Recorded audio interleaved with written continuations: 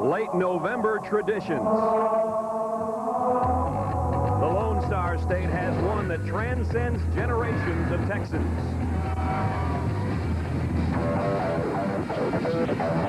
One crew is known for its defense.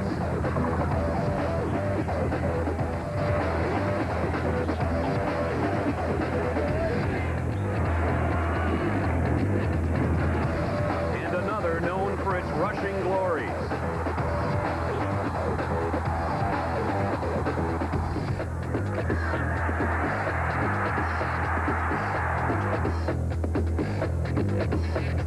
The feast was yesterday. Today, the Longhorns and the Aggies battle for their just desserts. This the scene at Kyle Field in College Station, Texas.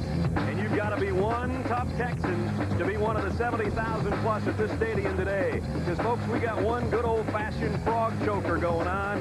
We have torrential downpours as we get set for the Aggies of Texas A&M and the Longhorns of Texas from College Station. And the cadets already a very wet crew. The 12th man today could very well be that parka that you're wearing. We'll talk more about it after we check in with our studios in New York.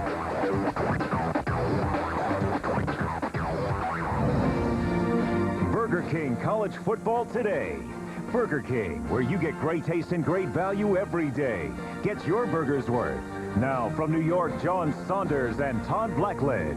And we'll get you out to Texas A&M in just a moment, but at 2:30 Eastern Time, second half of our doubleheader. Colorado, the most disappointing team in college football. They'll face Nebraska. They could change things with a win today. Well, they better find a way to stop the run a little better. In their 5 losses this year, Colorado has given up 240 yards a game on the ground. Won't be any easier today because Nebraska is the best in the business in running the football. One of the guys responsible for paving the way up front, All-American offensive lineman Aaron Taylor, knows the Colorado team can't be taken lightly.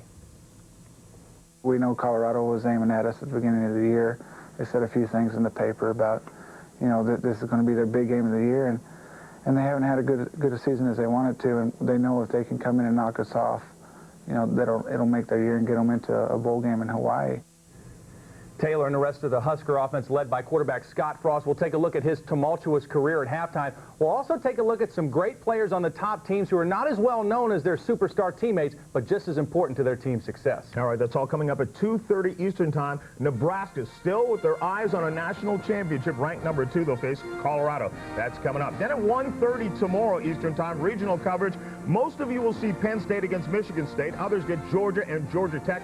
Check local listings for the game in your area and on pay-per-view. Then at 4:30 Eastern Time tomorrow is the Skins game with Tiger Woods, Tom Lehman, Mark O'Meara, and David Duval. That continues at 3:30 Eastern Time on Sunday with the final 9 holes. All this week on ABC Sports. An ABC Sports presentation of college football will continue after this message and a word from our ABC stations. Coming up next, Texas A&M.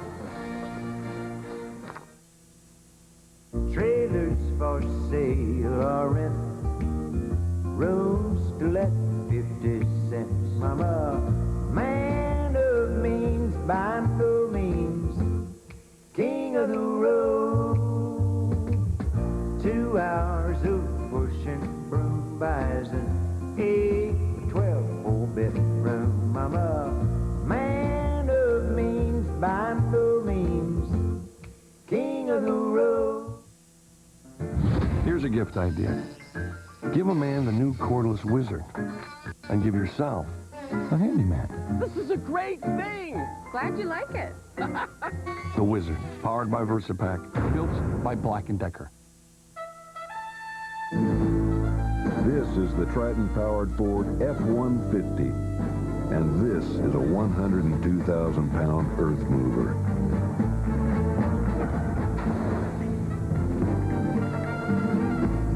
That's what we call taking the bulldozer by the horns. Ford F-Series, built Ford tough. Presenting the Valvoline Big Play Rebate and Sweepstakes.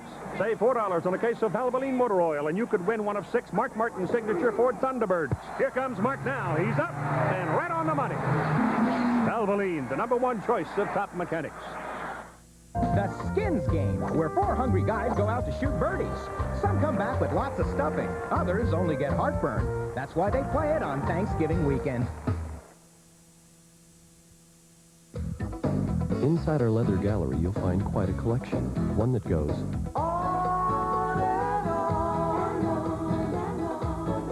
which means that here you'll always find the hide you seek. Lazy Boy Furniture Galleries. Wishing for low furniture prices this Thanksgiving weekend? Then come into Lazy Boy Furniture Galleries after Thanksgiving sale, where you'll find gigantic reductions on our incredible store-wide selection. But hurry, because it'll all be gone in a snap. The 1997 NCAA Division I AA Football Championship is coming to Chattanooga, Tennessee on Saturday, December 20th at 2 p.m. Don't miss your chance to be a part of history as the NCAA Division I AA Football Championship moves into recently opened Max Finley Stadium in Chattanooga, Tennessee. For tickets, call 423-266-6627. That's 423-266-6627. Don't miss your chance to see a national champion crowd. This message brought to you by the Classic 150 Erlanger Health System and Provident Companies. Jewelry is a wonderful gift. It's long-lasting. It's beautiful. You wear it with pride. It's exciting to get a piece of jewelry for Christmas. It really is. Think you got a lot on your mind, and spend an hour with us. Next week on The View, Danny Glover, designer Tommy Hilfiger, fitness guru Richard Simmons, music from Kenny G, Kathy Mattea, and Pam Kelly. 4 women, lots of opinions. And me, Barbara Walters. Enjoy The View, ABC Daytime, next week. You're watching News Channel 9, WTVC Chattanooga. ABC Sports presentation of college football brings us to College Station, Texas, and we get set for one of the oldest rivalries in all of college football. The Longhorns of Texas against the Aggies of Texas A&M. A dismal season by Longhorn standards at 4-6, but the Aggies right now riding high at 8-2. Hi, everybody. I'm Brad Nessler. We hope you had a wonderful Thanksgiving. We get set for a pretty good football game, but what a difference a year can make. This time last year, it was Texas on its way to meet Nebraska in the Big 12 championship. This year, it's the Aggies that'll meet the number 2 Cornhuskers next week at the Alamo Dome. One constant, though, for Texas this year has been this guy, Ricky Williams, their sensational tailback, leads the country right now in rushing over 1,700 yards on the ground, and he's only 11 points away from being the top scorer in the nation as well. He needs some help today, Gary Danielson. I don't know if he's going to get help from his quarterbacks, the weather, whatever. Those quarterbacks are going to play a big part because it's lousy out here right now. It's really lousy, and I played a lot of years in a dome. They probably hope they had a dome out here today. You know, both quarterbacks have been hot. James Brown has thrown for more yards in the last 3. Brandon Stewart, not an interception in 5. But with this weather, both quarterbacks will even play a bigger part. The quarterback-center exchange on every play will be a big part of the football game. In the huddle, the quarterback will have to constantly be reminding everyone to hold on to the ball. And even though we do a lot of homework before the game, I didn't check their hand size. And that plays a big part in how well you throw the football. So you're not giving out gloves for Christmas, no are gloves. you? Well, the last 2 games have gone to Texas in this series, and A&M's looking for some payback today, without a doubt. We get set for Texas A&M and Texas when we come back.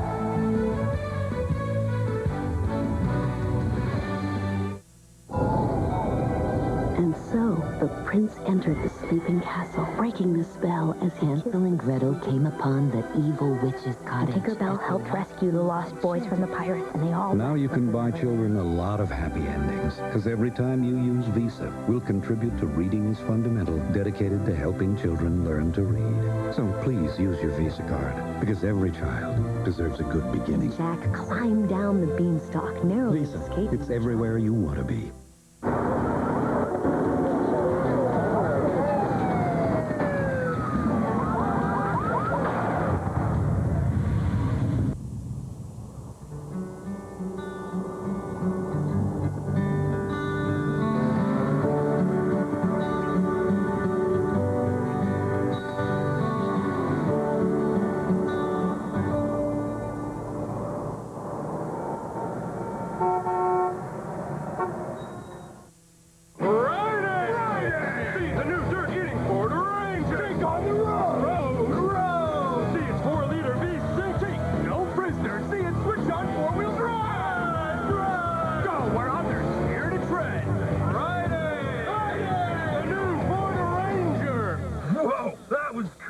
Yeah. So what are we going to do tomorrow? redesigned Ford Ranger, the only compact pickup built Ford tough.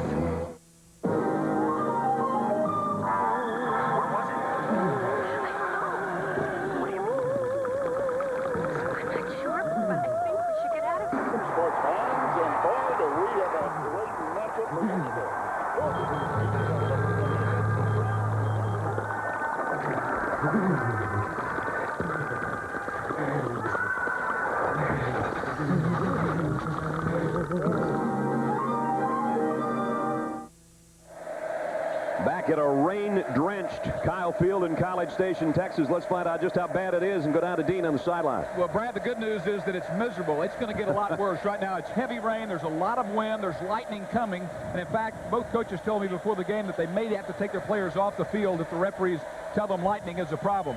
Turnovers have been a key to the seasons for both of these guys, and with the wet conditions, it could be a bigger factor. Texas A&M has been terrific. Number 3 in the country. They are plus 15 on the season. Texas stinks in this category. Only one team worse in the country. They're 111th, and they are minus 19. Texas thinks they can win if the turnover battle goes their way. I better get out of the end zone. What do you say? Get covered up, buddy. John Makovic is covered up, and, of course, covered up with rumors on a season that's produced only 4 wins. And R.C. Slocum's troops right now at 8-2. They got a date with Nebraska next week. But in the month of November, he and his clubs have been sensational. A&M won the toss, and they defer. Texas will receive.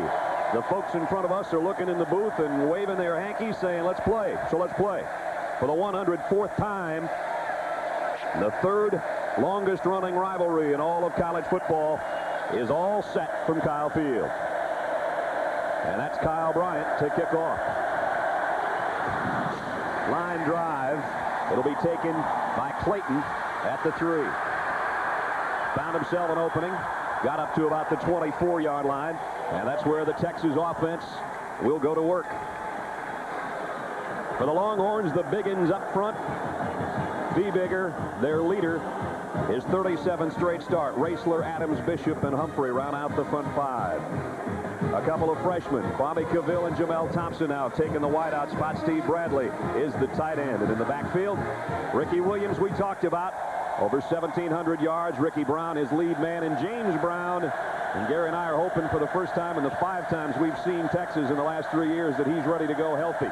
He does have a broken bone in his left hand, however. First play of the game is Ricky Williams, and he's going nowhere against the Wrecking Crew. Not the kind of wrecking crew A&M has had in the past, but still a very, very solid defense. And here's how it looks. Crowley, the lead man, with 6 sacks up there with Hurd and Rollins. The linebacking core has got one of the greats in college football. And that's Dat Win out of Rockport, Texas, with Holdman, Driver, and Myers. Secondary can be wobbly at times. Webster and Horn, Jennings, and Cody's a big hitter at the strong safety spot. 2nd down and 10 from the 25 for the Longhorn. Movement on the right side. It appeared Jay Humphrey may have come out of his stance, and that's our first marker of the day. I think Texas was trying to do a play where James Brown gets up at the line of scrimmage, Brad, and has 2 plays called in the huddle. Dead ball. False start. Offense. 5-yard penalty. Then, depending on the defense, you will either run the ball to the right or the left, because a lot of the offensive players for Texas was trying to strain their necks and ears to listen to James, and they never got it off. You see the weather conditions have not improved, and as Dean said, they're going to get worse before it's over. 2nd down, 15. A&M thinks about a blitz. Brown's first throw of the day is complete, but it's only about a 1-yard gain. Brian White got leveled as soon as he made the catch by Shun Horn, the cornerback. Brad, let's look at these matchups. When Texas has the football, they're going to be looking for some big plays, but they have to do it with balance. Whenever Texas has a good offensive day, they're very well balanced. And the A&M defense has to stop that super freak, Ricky James.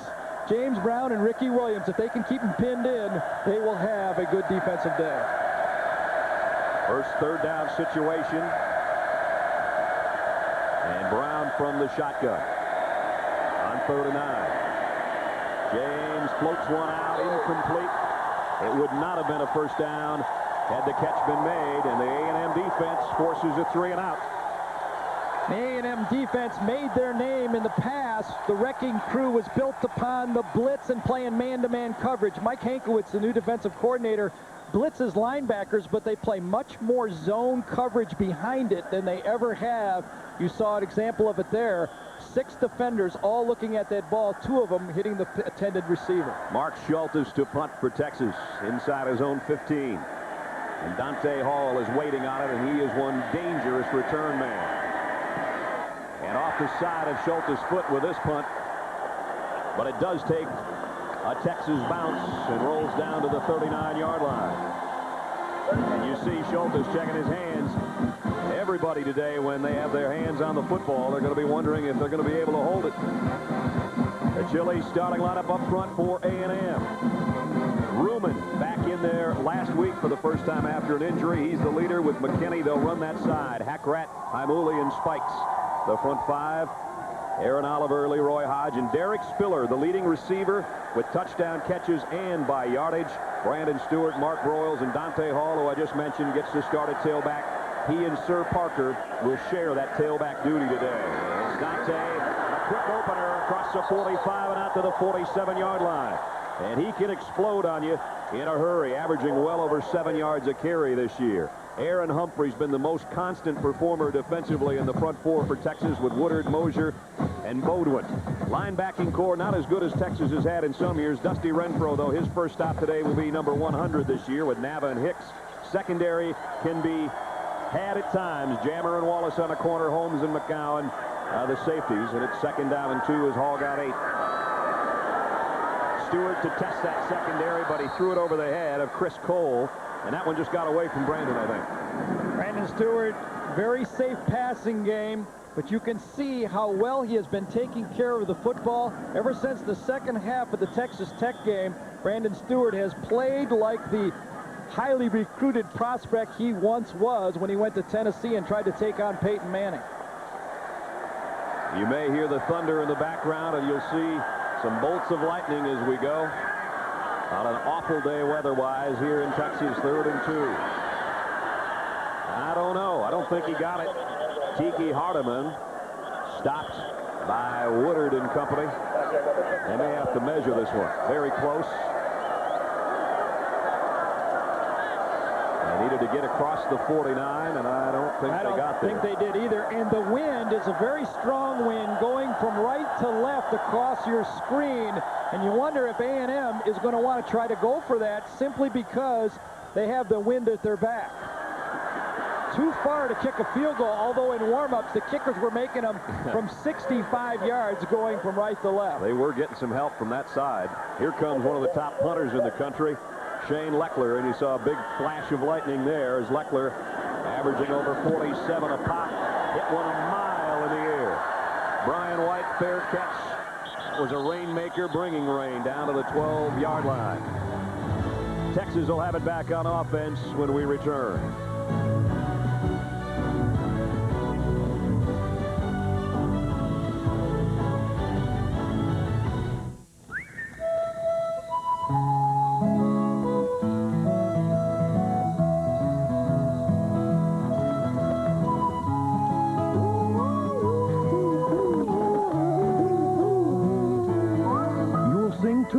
Try Chili's Ranch Hand Filet, a beautifully carved 8-ounce tenderloin, slow grilled to perfection and placed on awesome blossom strings. Served with skillet potato cakes and grilled veggies, only at Chili's. You don't need binoculars to see why Escort is so popular. It's a value so enticing, it's like getting cake with extra icing. You can get power, lots of power, power galore, to whisk down the windows and unlock the doors, adjust the side mirrors, but wait, there is more. Opt for a remote, AC, a smooth automatic, and a CD player for the music fanatic. And if that's not enough, you can get an anti-theft system to protect this good stuff. The buck starts here for Escort Thrills, somewhat higher, loaded to the gills. Let's see. It says here you're lazy, highly unmotivated. You have a problem with authority. Yeah, I've got 2 references to prove that. Well, the only thing I can say is, you demand. For the great taste that won't fill you up and never let you down, make it a Bud Light. Technically, I can't give you a raise yet. You're right, policy, schmolicy. Undefeated Nebraska puts their national title hopes on the line. They play Colorado in a key Big 12 showdown. Next.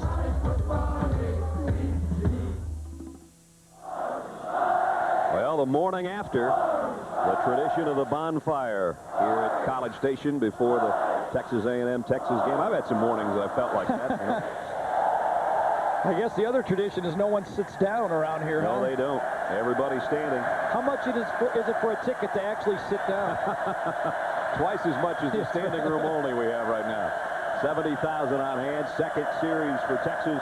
Ricky Williams trying to take it wide. They run him down after only about a yard. Rich Cody came up from the secondary, the strong safety. He's the top tackler back there, and he made the hit.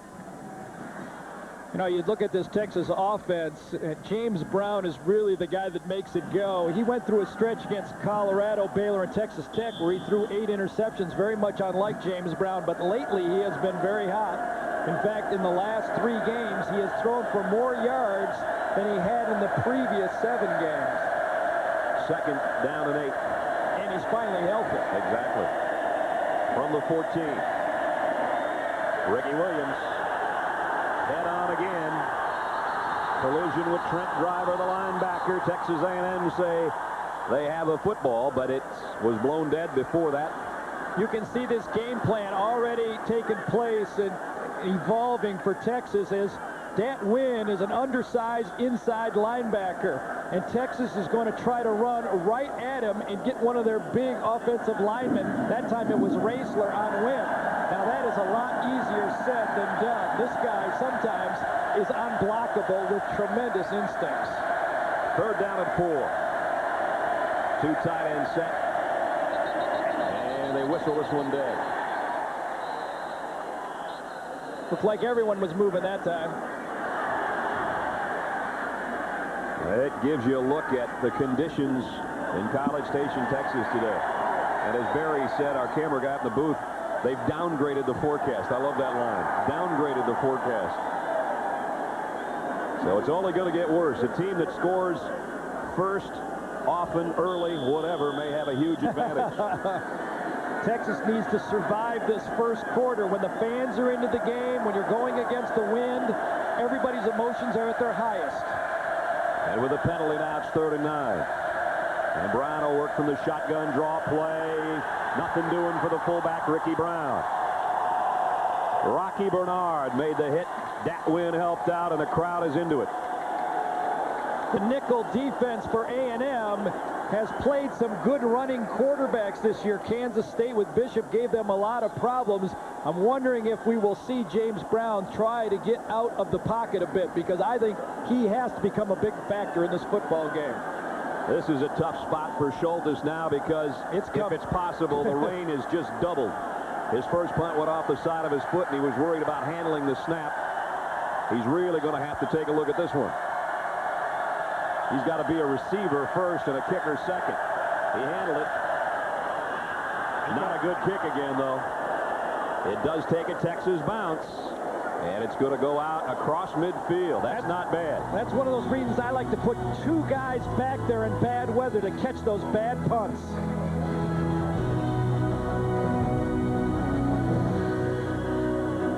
Are you going to fix that fence today? Yep. 1948 was the first year for Ford F-Series, and after 50 years, there are more tough F-Series trucks still on the road today than any other make.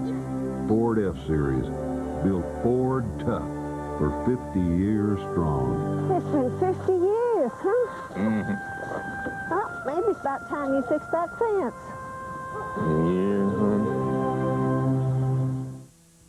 We were really growing up fast. Too fast. All Kelly talked about was going to high school, and all I could think about was paying for college. Sure, I played around with a few mutual funds, but I was no expert. So I started talking to someone who could help, a broker at Dean Witter. We must plan for our client's future as if it were our own. Funny, kids think their parents always have the right answers. I'm just making sure I do. We measure success, one investor at a time. Trailers for sale or rent, rooms to let 50 cents. Mama, man of means by no means, king of the road. 2 hours of pushing broom buys an 8 or 12 4-bedroom. Mama, man of means by no means, king of the road. ABC Sports presentation of college football brought to you by Ford and your Ford dealer. Have you driven a Ford lately? Chili's Grill and Bar, home of the Big Mouth Burgers. By Smith Barney, a member of the Travelers Group. Smith Barney, they make money the old-fashioned way. They earn it. And Brewery Fresh Budweiser, who reminds you, fresh beer tastes better. Well, they're trying to cover up the football. Look at you. Mom told me there'd be days like this. Yeah. It is awful. That's a shot you up to the booth. finally get on national television, no one can see you. Just as well. From the 49-yard line, Texas A&M now with its second offensive possession. We literally can barely see the field. That's true. And the fumble. That's that covered center by Stewart. exchange. You know, you can almost keep stats on the quarterback-center exchange today. That's almost a completion every time you catch it. Let's look at this matchup between A&M's offense against that Texas defense. No turnovers. That has been the key to the season this year for A&M. When they don't do it, they're good this year, and that's the job today. And for this Texas defense, they're 102nd in the nation against the rush. They have to move in a lot of guys near the line of scrimmage and stop the run. Second down, 11. The give is to Dante Hall.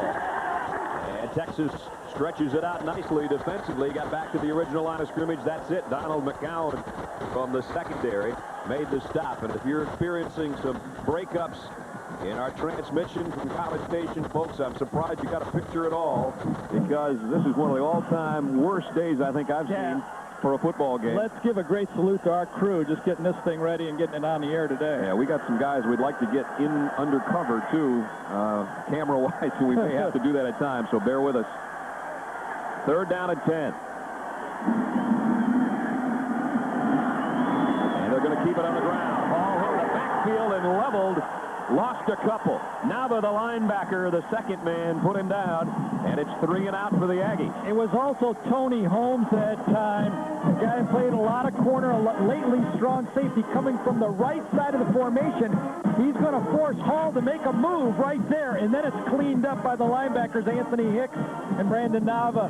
It's a lot easier to play defense on a wet field like this. It's just very tough for those smallish type running backs that A&M is. Another beauty. Ryan White lets it go, and they can't quite get to it. Well, that was a good exchange for Texas. They got the ball back out to the 20. Our guys are doing their best. We'll be back with 7:44 left first quarter.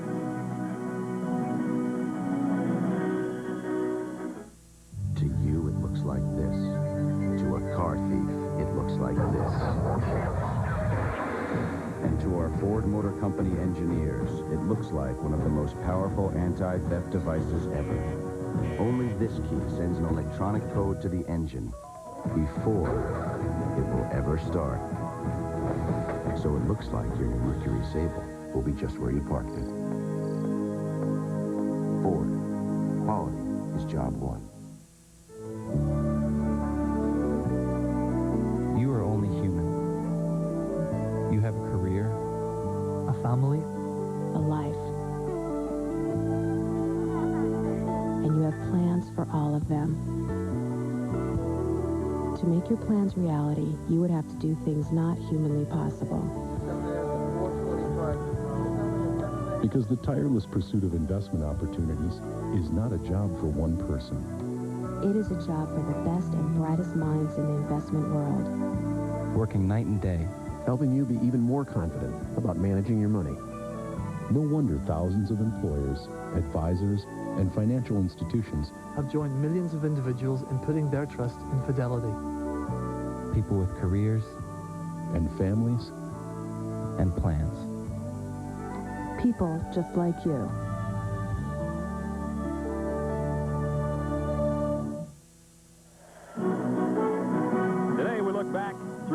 61 years of college football tradition as Smith Barney remembers the 1946 Cotton Bowl, Texas and Missouri. Southwest Conference champion Texas romps over the Tigers 40-27. One of the great individual performances of all time. Longhorn standout Bobby Lane accounts for all of Texas scoring, rushing for 3 touchdowns. He passed for 2, catching 2, and kicking 4 point-afters. A feat that stands as an NCAA bowl record for the most points in a game. I always liked that. He was a Detroit Lion, of course, and I beat his record. The one was, it was interception. So folks, we understand that you may have lost your picture. Stay with us. We'll give you the call of the game as Ricky Williams sweeps the left side, broke 1 tackle, and finally gets a gain of about 5 yards. And at times, we're going to come in and out with our picture in your home, but just stay with us, and we'll keep you updated on the Longhorns and the Aggies. No score with 7:28 and the clock running remaining in the first quarter, and Texas has finally inched it across its own 25-yard line. In a battle of field position in horrible conditions, although the rain has lightened up just a little bit as we approach the 7-minute mark in the quarter. It's 2nd down and 5, 2 tight end set, and a wide out to each side for James Brown. And he flipped it out to the left side. Completion, but only about a 2-yard pickup to Kwame Cavill, the true freshman wideout, and it'll bring up 3rd down and short. Texas has been with the muddying of the field, the slipperiness of the field between the hash marks. The first 2 play calls of this drive have been wide. A wide pass to the outside and a sweep to the outside. John Makovic judging all the conditions, and that's what you have to do when you call plays. You have to take everything into account. Both wide receivers come out to the right side on a quick count. Flags are down as Ricky Williams goes out near a 1st down at the 30-yard line, but again, penalty markers on the play. Rich Cody is the guy that made the stop. The wide receiver for Texas that time, Kwame Cavill, was in motion. They had an illegal procedure, but they did not. Texas did not make the 1st down. We have a dead ball. Full start. Offense. Texas might have got a little break here because they are going to replay it no matter what. It's going to be 3rd and about 8 or 9 because the ball was whistled dead before the snap. And they would not have had the 1st down. You're right. 6:28, the clock stopped right now. We're scoreless at Kyle Field in College Station. And again, we are working to get the picture of this game back to you. But the weather conditions in this part of the country today are horrible, and the rain has let up a little bit, still coming down in buckets. But that's how bad it was moments ago. Well, you know, I played golf in weather much worse than that. That shows you that you need to get a license. 3rd down and 8 coming up. I look for James Brown to run some type of quarterback draw. They have not utilized his feet yet in the football game. He's got 3 wide receivers in this set.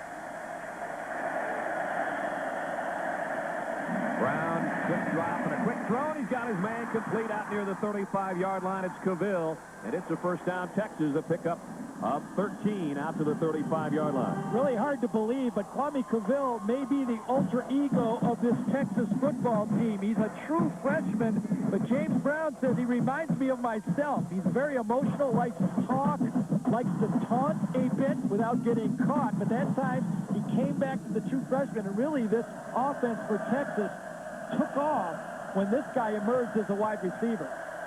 The first down of the football game comes with 5:45 left first quarter. Longhorns on their own 35-yard line. Handoff of Ricky Williams left side, and Ricky broke 1 tackle in the backfield and got 5 yards. Shun Horn, he kind of knocked him off and goes out to the 40-yard line. Another one of those stretch plays to the outside of the formation. That time, Brandon Jennings, the strong safety, had a shot at Williams in the backfield, but as we all know who've watched this guy run a lot, one guy, he kind of angles, and you don't really get a good shot at his legs, and he kind of ran through that tackle, 2nd and 5. At the 40. 5:36 left in the quarter. Both wide receivers to the right side of James Brown. He'll give it off to Ricky Williams inside, who took a big pop inside and still got 4 yards. Sean Coriat stood him up. And if that name rings a bell, his brother was quite a linebacker here, Quentin Coriat. Now Sean, a redshirt freshman out of Sugarland, Texas, makes a hit. Well, the offense is really settling in now for John Makovic's Texas team. When you're able to get Ricky Williams wide around the corner, then all of a sudden those pulling guards can trap inside, and that's what he did to the Texas A&M defense that time. A little trap inside. Jamel Thompson, the lone wide receiver, and they keep it on the ground on a 3rd down and less than 1, and only needed to get to the 45, and it appears that they have. That was a quarterback sneak by James Brown that time, and in 3rd and inches for Texas, you have no idea what they're going to do because everybody recalls the 4th and inches against Nebraska a year ago. And again, we apologize for your picture. You may or may not have a shot of the field at Kyle Field. We're working on it and trying to get it restored to you. In the meantime, we'll tell you that there's no score with 4:47 left in the first quarter. But a 1st and 10 for the Longhorns. And a give to Ricky Williams, and he goes for 5 more. Sean Coriat made the tackle. Let's check in with Dino on the sideline. Guys, I've just been informed that on the A&M sideline they have a radar detector, and that within 3 miles they have had several pops of lightning. So it's expected that it's coming this way, and this game may be halted temporarily here in a few minutes. I've been to a lot of games, but it's about as nasty as I've ever been to down here, guys. Not only the rain pelting down, but as you guys keep mentioning, the wind. So it's a double whammy. No doubt about it. And that's why this drive is so impressive by Texas. They're not only defeated A&M's defense, but they're defeating the wind. 2nd down and 5 from the midfield stripe. Here comes Ricky Williams off the right side inside the 45 of A&M. He's got a 1st down near the 42-yard line. Royland Bradley made the tackle, but Ricky Williams is starting to get ahead of steam, the nation's leading rusher, and he's showing us some of that right now. Brad, A&M is running what you call a power O. If you know much about football, that means the tight end will block down and the backside guard, the guard away from the way they are sweeping to the right. This time the left guard, Raisler, comes across the formation and kicks out the outside linebacker. It has been very effective for them. 3:40 left, first quarter, no score. But Texas on the march at the A&M 42-yard line. Here comes a blitz on Brown. Throws over the middle, incomplete, intended for Derek Lewis, his tight end. Not a bad play call there, but they didn't handle it. It might have been a big gainer had Lewis been able to hold that football. Mike Hankwitz, now as Texas has been driving the ball, defensive coordinator Mike Hankwitz says, I'm going to bring the blitz a little bit and see if you can handle that. Actually, it was a zone blitz, and you're right, Brad. They had the perfect call on it, just wasn't thrown or caught very well. That makes it 2nd and 10. Yep. Anybody that can throw and catch in these conditions is doing a good job. 10th play of the Texas drive at the Aggie 42. 2nd down and 10, and it looks like the Aggies may bring it again. This time, Texas keeps it on the ground, and Ricky Williams just bangs his way down close to the 34-yard line. 7 more tough yards. This isn't flashy Ricky Williams. This is power Ricky Williams on this drive. Well, this is a defense also that has only given up 400 yards total twice this season against Kansas State and Oregon State, and only 300 yards over twice against Iowa State and Baylor. So far, this is a very impressive drive by Texas. And you said bangs. I'm hearing booms, too, and I'm sure everybody else does. And if you're watching at home or trying to, there's been a few booms that have taken away our picture. We are working feverishly to restore that to your home or wherever you might be watching the Aggies and the Longhorns. Just hang in there with us. We have some of the worst weather conditions we've seen in a football game in a long time. So stay with us. There's 2:35 remaining in the first quarter. There is no score, but there is a key 4th down coming up right now for the Longhorns. Another thing is emerging on the football field. Dat Wynn that time made the tackle on Ricky Williams to save a 1st down, but he looked like he got a stinger on the right shoulder, and he may be in a bit of trouble as it's 4th and inches again. At the 33, the give to Ricky Williams. He moves the pile, and he's got the 1st down. Needed to get to the 32, and he got close to the 31. They'll move the sticks. Coriat and Jennings made the tackle, but Ricky didn't need much, and he got it. So this is a good-looking Texas drive, as good as we've seen from them, and this is the 3rd time we have seen the Longhorns this year. Their season began to unravel for John Makovic. The first time we saw him, a lot of you may have seen that game too, 66-3, lost to UCLA at home, and it seemed like everything tumbled downhill after that. You know, what's nice about this drive for Texas is for the game, they're averaging 3.6 yards per play. That means they're moving the chains and taking time off the clock. And they have not mishandled it yet. Nice play fake by Brown. Naked bootleg. He'll run with it. James Brown at the 24-yard line, and boy, did he take a lick at the end of that run. He got about 6 or 7, though. Brandon Jennings let him have it. And he got up looking at his left hand. His left finger, his fourth finger on his left hand is broken. And as he ran that bootleg to the right side, he got pasted at the end of it pretty well. And he got up right away and looked at his hand. On a day like today, normally you'd say the left hand is no big deal, but a day like today, you need them both. You need them both. 2nd down and 3. Texas has had the ball 6.5 minutes. We're down to 1:14 left first quarter. Ricky Williams, big opening off the left side, but somebody got a hand on his foot. May have been Dat Wynn that just caught his spike on the way by, or he may have been off to the races. It was Dat Wynn. He took on an isolation play right up the middle. Ricky Brown, the big fullback, took him on, but Dat Wynn submarined him, came in at his knees, and then stuck out that right arm that I was worried about. I'm not worried anymore. Here comes another 3rd down situation. 3rd down and 2. Both wide receivers to the right side. I don't think that matters with Ricky Brown and Ricky Williams in a dual set behind James Brown at the 23-yard line. It is Ricky Williams. Got a big opening inside the 15 down to the 13-yard line. First down, Texas, on what might be the last play of this quarter after they move the sticks. Let's quickly check in with Dean on the sideline. Guys, I was just told the referee has informed both R.C. Slocum and John Makovic that the Lightning is in the area and that any second he could be suspending this. So looks like we've gotten a quarter out of the way, though. Yep, almost 22 seconds and the clock running. Texas would love to get a touchdown right now going this way, then get the wind in their favor the next quarter. And they have a first down at the 15-yard line. Ricky Williams up the middle, cuts outside inside the 10, the 5. He's down to the 2-yard line. And it's 1st and goal, Longhorns. Same isolation play, same block by Ricky Brown that time on Dat Wynn. They are running right at Dat Wynn right now. And that time Ricky Williams looked like he backed up, gave a little bit more space, and then reacted off the block instead of being so close. And that run by Ricky Williams sets Texas up close to the Aggie goal line, but we'll wait to see if they can score for quarter number 2. We've played one scoreless. ABC Sports presentation of college football will return after this message and a word from our ABC stations.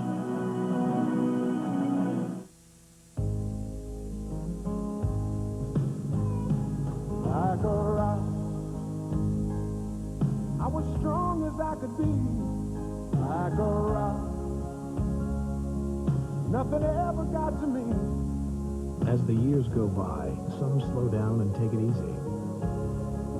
Some don't. Like a rock, Chevy, the most dependable, longest-lasting trucks on the road. National Car Rental presents the drive for the national championship. The year 1981. Clemson visits North Carolina in the first ACC battle between teams ranked in the top 10. The Tigers took an early 7-3 lead, and the defense, led by Jeff Davis, Terry Kennard, and William the Refrigerator Perry, held on for a 10-8 victory to help lead the Tigers to their first national championship.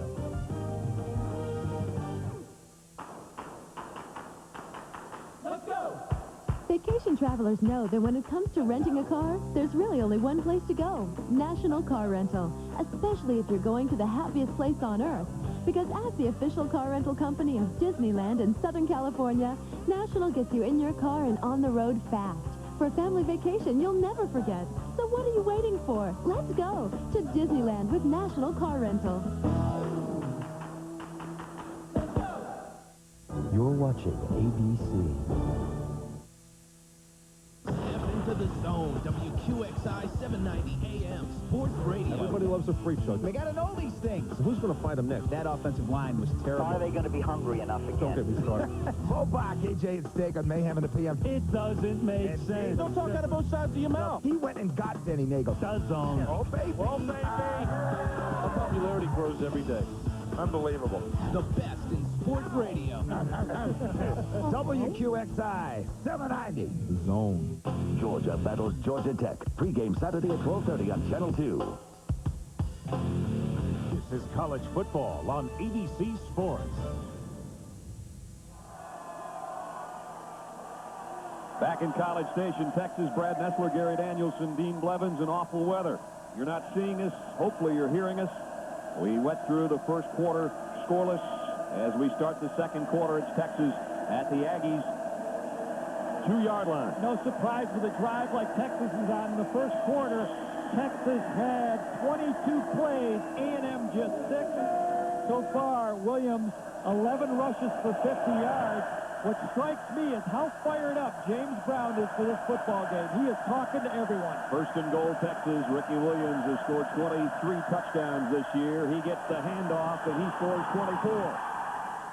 On the sweep to the left side, Williams touchdown.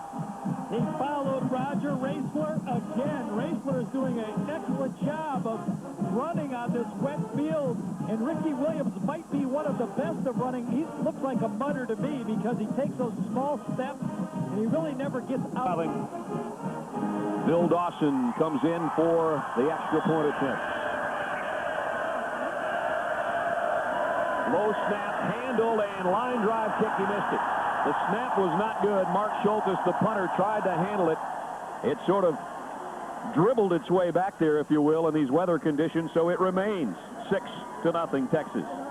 You know, one of the tough things for Texas on that extra point, Jay Humphrey was the center on that play, the snapper on that play. Well, Jay Humphrey played offensive tackle that whole drive. So 17 plays worth. 17 plays. I don't think he had a lot of time to get his hands clean and dry. You wonder in conditions like that if you'd be better off going to your backup snapper. At least he'd be dry. But you know who the backup snapper is? Beebiger. He played 17 plays, too. Oh, well, 6 points. 17-play drive, covered 80 yards, and took almost 8 minutes. That is pretty impressive. In these weather conditions, it's exactly what you want to do. In over 17 plays, you'd think somewhere there'd be a miscue. There wasn't a mishandle at all by Texas, and they lead 6-0. Well, not only did Texas use the time and the wind into their face and kind of expend that first quarter, but they took that wind away from A&M in the first quarter. Now, should they want to throw the ball, they're going to have to do it into the wind. Yep, the Aggies are going into it now. Dante Hall is back deep.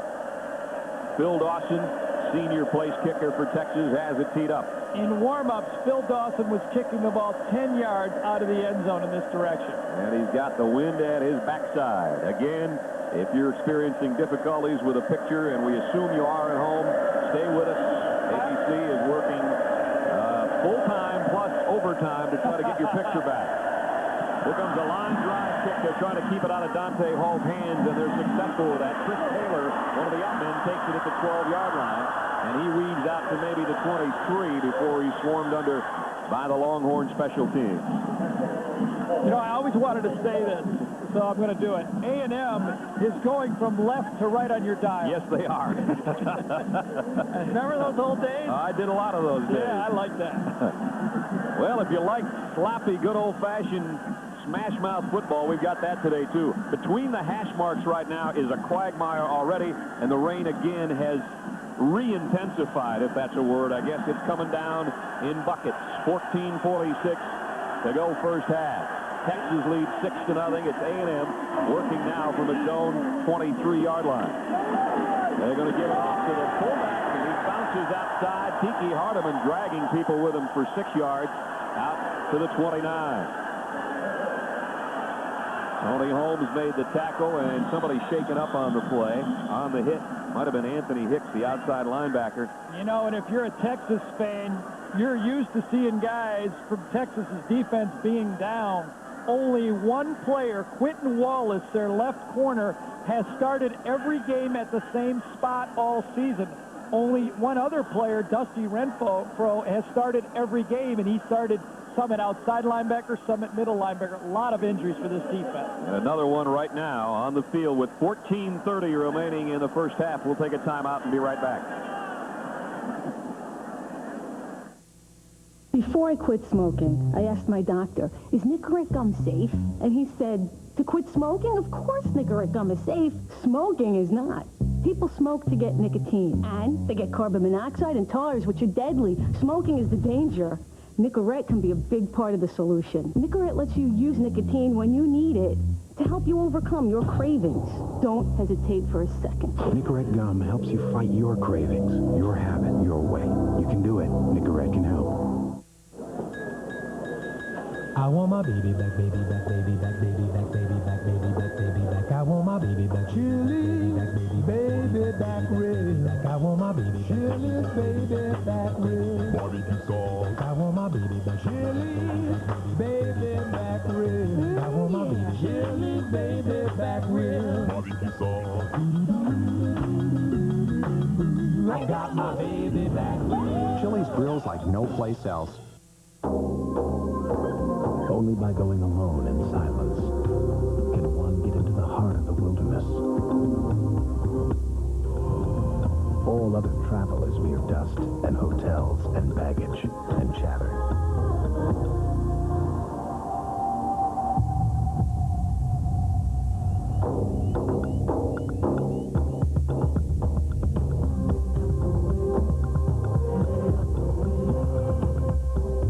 Tonight, rent to own. Sounds great. Low weekly payments and soon the item's yours. But wait till you see what our hidden cameras found. 2020 investigates tonight. Back in College Station, Texas, Texas A&M trailing the Longhorns 6-0. And again, terrible weather in this part of the country is causing our problems with your picture at home. I've been telling the bosses all week we should have a camera up on the Mir space station. It'd be a high 22 for Gary to do one of those I could draw everything. That would be fun, wouldn't it? Yep. We are working at an unbelievable pace trying to get your picture back for us. And what's going on behind the scenes, I tip my hat to the people that are trying to get your picture back. In the meanwhile, we hope you can sit back and listen and enjoy Texas A&M in Texas right now. 2nd down and 4 for the Aggies. From their own 29-yard line, they trail by 6. Here comes Sir Parker. The ball is loose. There's a fumble. I think Texas has it. Texas saying they do. I don't know. The referee trying to unpile everyone. Kyle Richardson was on the hit that time for Sir Parker, but it looks like A&M got the ball back. It'll still be Aggie ball and a 1st down. You can't see, obviously, but there is 1 A&M player there and 5 Texas players there fighting for the ball. So who comes up with it? Cameron Spikes, the big tackle, comes up with it. Coming up after our game, Keith and Bob and Lynn will be in Boulder to bring you number 2 Nebraska taking on the Buffaloes of Colorado. And with the luck we've got right now, it's probably a snowstorm in Colorado. 1st down at the 35-yard line. Talk sweep to the right side of Sir Parker. Texas stretches it out and drops him maybe for a yard loss. Quentin Wallace, Brandon Nava got over there to make the hit on Parker, who will alternate at tailback now with Dante Hall. That's been the MO this year for Texas A&M. Both have done an excellent job. Both have excellent speed. I think this weather has taken A&M more out of their offense than Texas. A&M's backs like to run a lot of fakes and misdirection plays and cutting. They do not look very effective on this floppy field. Let's see if Brandon Stewart will attempt a pass on 2nd down and 11. Play fake. On the bootleg, complete to midfield, and a big gainer down to the 41-yard line to Derek Spiller, the tight end. And a pickup of 25, and they did go to the air, and his favorite target, his tight end Spiller. The Texas A&M offense is not a pass-happy offense, but they take care of the football. Derek Spiller is the 3rd leading receiver on this football team as a tight end, and as you can hear, maybe that weather that Dean was talking about has moved in. It could be a dangerous situation here. As you said, 3rd leading receiver in number of catches, but he leads in yards per catch and touchdowns, and you can see why, averaging 16.5 a catch, and he picked up 25 there. And A&M is going to take a timeout with 12:58 remaining in the 1st half. We'll take one as well. We're going to continue to try to get you your picture back. We'll tell you right now, the Longhorns lead the Aggies 6-0. Trailers for sale or rent, rooms to let 50 cents. Mama, man of means by no means, king of the road. 2 hours of pushing broom buys an 8 12 4-bedroom. Mama, man of means by no means,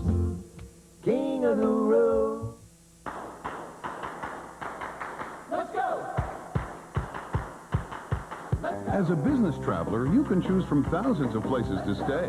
But when it comes to renting a car, there's really only one place to go. National Car Rental. Because when you join National's Emerald Club, you can bypass the counter, choose your own car, and get on the road fast. So what are you waiting for? Let's go. National Car Rental.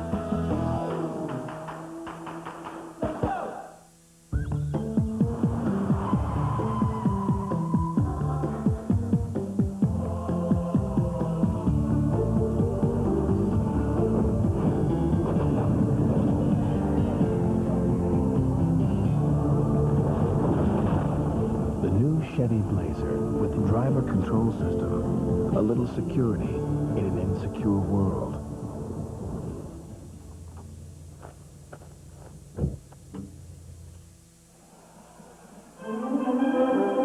ABC Sports presentation of college football brought to you by Dean Witter. There are many ways to measure success. Dean Witter measures success one investor at a time. By Black & Decker, the new Wizard Rotary Tool, a tool that knows no limits, built by Black & Decker. By Valvoline, the #1 choice of America's top mechanics. People who know use Valvoline. And by Chevrolet Trucks, the most dependable, longest-lasting trucks on the road. Brad Nessler, Gary Danielson, and Dean Blevins on a rain-drenched Kyle Field in College Station, Texas. Horrible weather conditions. It's the reason you're not seeing this game right now. Hopefully you can sit back, close your eyes, and enjoy Texas A&M going left to right as we view them at the 41-yard line. Handoff inside to Hardeman, the fullback. Got about a yard to the 40. 6-0, the Longhorns lead. Dean has more on not only the weather conditions, but what they might do about it. Dino? Well, I visited with the referee, Steve Usacek, and I was actually with him while they called upstairs, Brad, and he said, guys, keep me informed of the lightning, and they told him it was 5 miles away. He says, let me know if one more comes. We're going to suspend this thing. He says, I don't care about the rain, just the lightning. And that last ball that you threw, if people can envision throwing a basketball, Gary, don't you think that's what happened with Brandon Stewart? It's like throwing a popsicle. You're right. Yeah, it's miserable. I'll give you more in a second on that. I was thinking the weight on it might be a medicine ball. Handoff inside, and Hardeman got a big hole up to the 25-yard line. First down, he just rumbles for 15 yards, and DeAndre Tiki Hardeman, the junior out of Houston, has got the Aggies going in the right direction. And I think they're going to tack on extra yardage because there was a personal foul at the end of the play very, very late by Texas. The referee will huddle with the back judge and talk about it, and there are literally puddles that look to be an inch or two deep. Yeah. But right now between the hash marks. Really surprising to me that both teams have had effective offenses going into the win with this quagmire that they're running in right now. And it is a personal foul, and that's going to move it down near the 10-yard line by the time they walk it off. The umpire will not spot the ball. He'll keep it under a towel, but it's going to go down at about the 12-yard line, I believe. You know, the umpire, if you're a quarterback, the umpire is your best friend. You got to go over there and talk to him and say, keep that thing under that towel until we get up there. Half the distance to goal penalty. And they put it down at the 13 now as the Aggies break the huddle. 2 tight ends, 2 wideouts, 1 back in the backfield. And it's Tiki Hardeman, the lone setback. Stewart's going to hand it off to him. This time, nothing doing. Got about a yard. Got popped pretty well by Dusty Renfro and Kyle Richardson. And again, we've got 11:53 and the clock running here in the second quarter. It is 6-0 on a Ricky Williams Texas touchdown. The extra point on a bad snap, never had a chance. That's our score right now. And again, we're working to get your picture back on from College Station for you. I always loved 1960 football, Southwest Conference football. We got it right here, don't we? Only it's Big 12 now. I know. High backfield, Texas coming with a blitz. Straight ahead goes Stewart. He took the snap from the center. Nobody else moved, and Brandon goes down to about the 7-yard line. Nice play that time from Hackrat to Brandon Stewart. He sensed the blitz, and he snapped the ball prematurely. Only the center and the quarterback moved that time to gain some positive yardage. But I tell you, Texas and everybody better sharpen their skates the way they're sliding around out there. That was about a 5-yard quarterback sneak. It's 3rd down and 4. And a 2-yard slide. That's right. Both wideouts way out to the left side. And the give is inside. Parker, touchdown!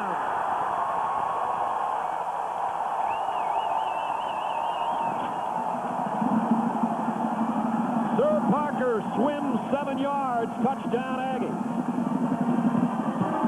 He swam, and he never fell that time, twisting through the back of the end zone. Parker continued to twist all the way almost into the cannon and back to the bench. Great balance and a huge hole against the Texas defense. Kyle Bryant to try to put the Aggies in front with the extra point, and he does. The roar from the crowd. 70,000 in rain-drenched Kyle Field and see the Aggies take a 7-6 lead.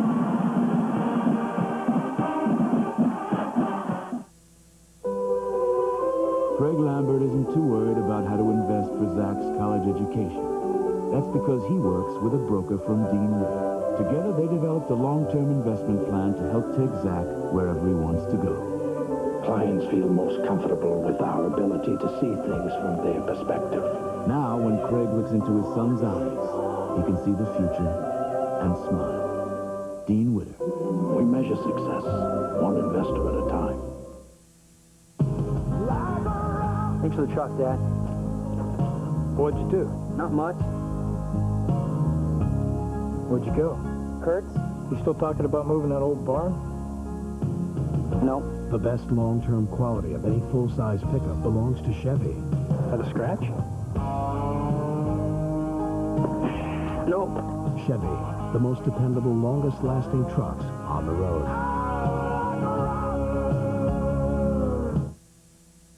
Attending the University of Texas at Austin has been an experience that has changed my life. UT means academic excellence, outstanding teachers, state-of-the-art facilities, and great people. And all this is located in beautiful Austin. Being a member of the UT family makes you part of something special, forever.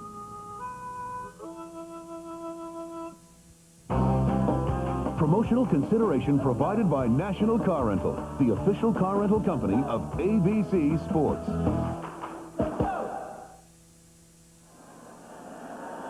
10 minutes, 46 seconds left in the half. Texas A&M just went 77 yards in 9 plays, and Sir Parker took it in from 7 yards out. Extra point was good. The Aggies lead.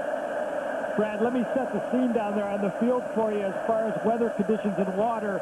If you were living in Michigan right now and it went below 32 degrees, you'd have a nice ice rink. A hockey game would break. Yeah, you have a 120-yard ice rink right there. Because they got a good inch and a half down there right now. Oh, definitely. And it's real level, too. I like that. Yeah, it's just sitting there. Here comes Kyle Bryant's line drive kick. Hodges Mitchell picks it up at the 7.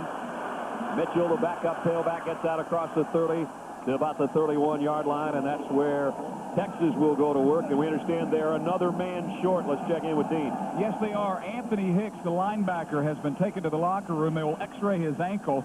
And, guys, I'm told that it's raining at a ½ an inch per hour. They're trying to shuttle footballs and keep them as dry as possible, which is impossible. They're doing a decent job of it, though. Each sideline has 4 footballs. The ball boys dry them off with a towel, put them in a paper bag. Not in a paper bag. They better put it in a plastic bag. And then they shuttle them in and out. They'll bring 8 new ones out in the second half. They look like water balloons to me right now, and we understand some of your picture may be back. Hang in there with us at 7-6. Aggies, Brown, pump fake, wants to go deep. Long on the sideline. Broken up and almost intercepted. It was intended for Kwame Cavill. Jason Webster, the cornerback, knocked it away. And just as I say that, I think our picture got knocked away again. But we're getting closer, folks. There's 10.5 minutes left in the second quarter, and A&M leads 7-6. Really an interesting call that time for Texas. So much run in the game. Texas came with a hitch and go, a stop and go to the outside, trying to get the A&M defender to slip down and go for the whole touchdown on one play. 2 tight end set. Lewis on a wing left. Ricky Williams, the lone set back at 2nd and 10 from the 31. And it's Ricky Williams off the right side. Got a nice block. Got the corner. And Ricky Williams keeps his balance. Tiptoes the sideline. He got 13 before they finally stop it. Taking those baby steps and just follow Raessler. That's the game plan. Raessler again pulling, and Ricky Williams got around the corner, and you're right. A nice block to the downfield by the wide receiver also got him the first down as Texas seemed seems to have found a way to get outside by pulling Raisler and letting Ricky Williams with those little baby steps get out there and follow him. It shows you the kind of footwork he has, because he's a 220-pounder. This is not a little guy. He's got 81 yards already on 16 carries. First down, Texas, its own 44. Ricky Williams again. And this time he powers his way out to the 49. Got 5 more, and he's heading for 100 yards in the first half. We've got 10 minutes left in the second quarter. I'm very surprised with the A&M defensive system and alignment. They're playing 4 defensive backs. Their safeties are about 12 yards deep. Their corners are about 8 yards deep. They are playing a 7-man front. In this type of weather, you would think they'd have 8 and 9 people near the line of scrimmage. Again, as the alignment comes up, only 6 men in the box because Texas has 3 wide out. You'll have to trust us on that 6 in the box, folks. Williams coming wide. Kept his balance. Gets inside the 45. He's got a first down at the 43-yard line. He broke 2 or 3 tackles and somehow kept his balance, put a hand down, and then slid down to the 43-yard line. 8-yard gain in the first down. You know, these type of games are always tough to play in as a football player, but they end up being the most memorable games of your career. When you look back, you say, you remember that game? Well, that was fun. That was fun. The showers feel really good afterwards, too. 9 minutes, 5 seconds left in the second quarter. 3 wideouts set now on first down for James Brown, who drops to throw. Middle screen to the tight end. And he only got about a yard. Derek Lewis made the catch. Bill Myers was there all over him. Fred, they were trying to run that jailbreak screen where the linemen go downfield, but those guys have a lot tougher time getting started than the wide receivers. Raisler was the only one that got downfield, and he was flat on his stomach out there. They need bigger motors on their boats. That's right. They can't use that little troll motor. They got to have the speedboat going. Yep. 8.5 minutes remaining. It's still pouring in College Station, Texas, and if you don't have a picture, it's not a turkey hangover, folks. Just stay with us. We'll give you the call as best we can. Second down and 9.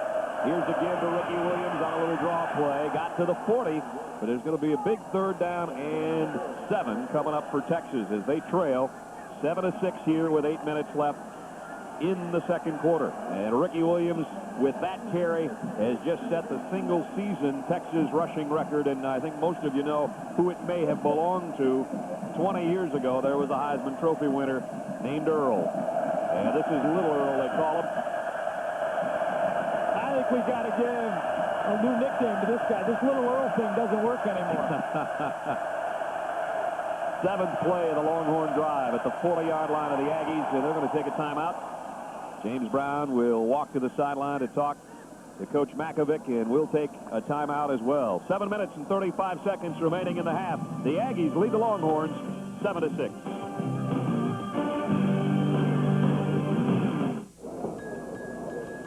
I want my baby back, baby back, baby back, baby back, baby back, baby back, baby back. I want my baby back, chili, baby back, rib. I want my baby back, chili, baby back, rib. Barbecue sauce. I want my baby back, chili, baby back, rib. I want my baby chili, baby back, rib. Barbecue sauce. I got my baby back, rib. Chili's grills like no place else. There comes a time when you realize you've come about as far as you can on your own. And if you want your investments to go further, you're going to need someone with the expertise and the resources to help you go the distance. It's not an admission of failure. It's an admission of success. It's an acknowledgement of what you've got at stake here. That moment of truth when you say to yourself, okay, no more fun and games. Smith Barney. They make money the old-fashioned way. They earn it.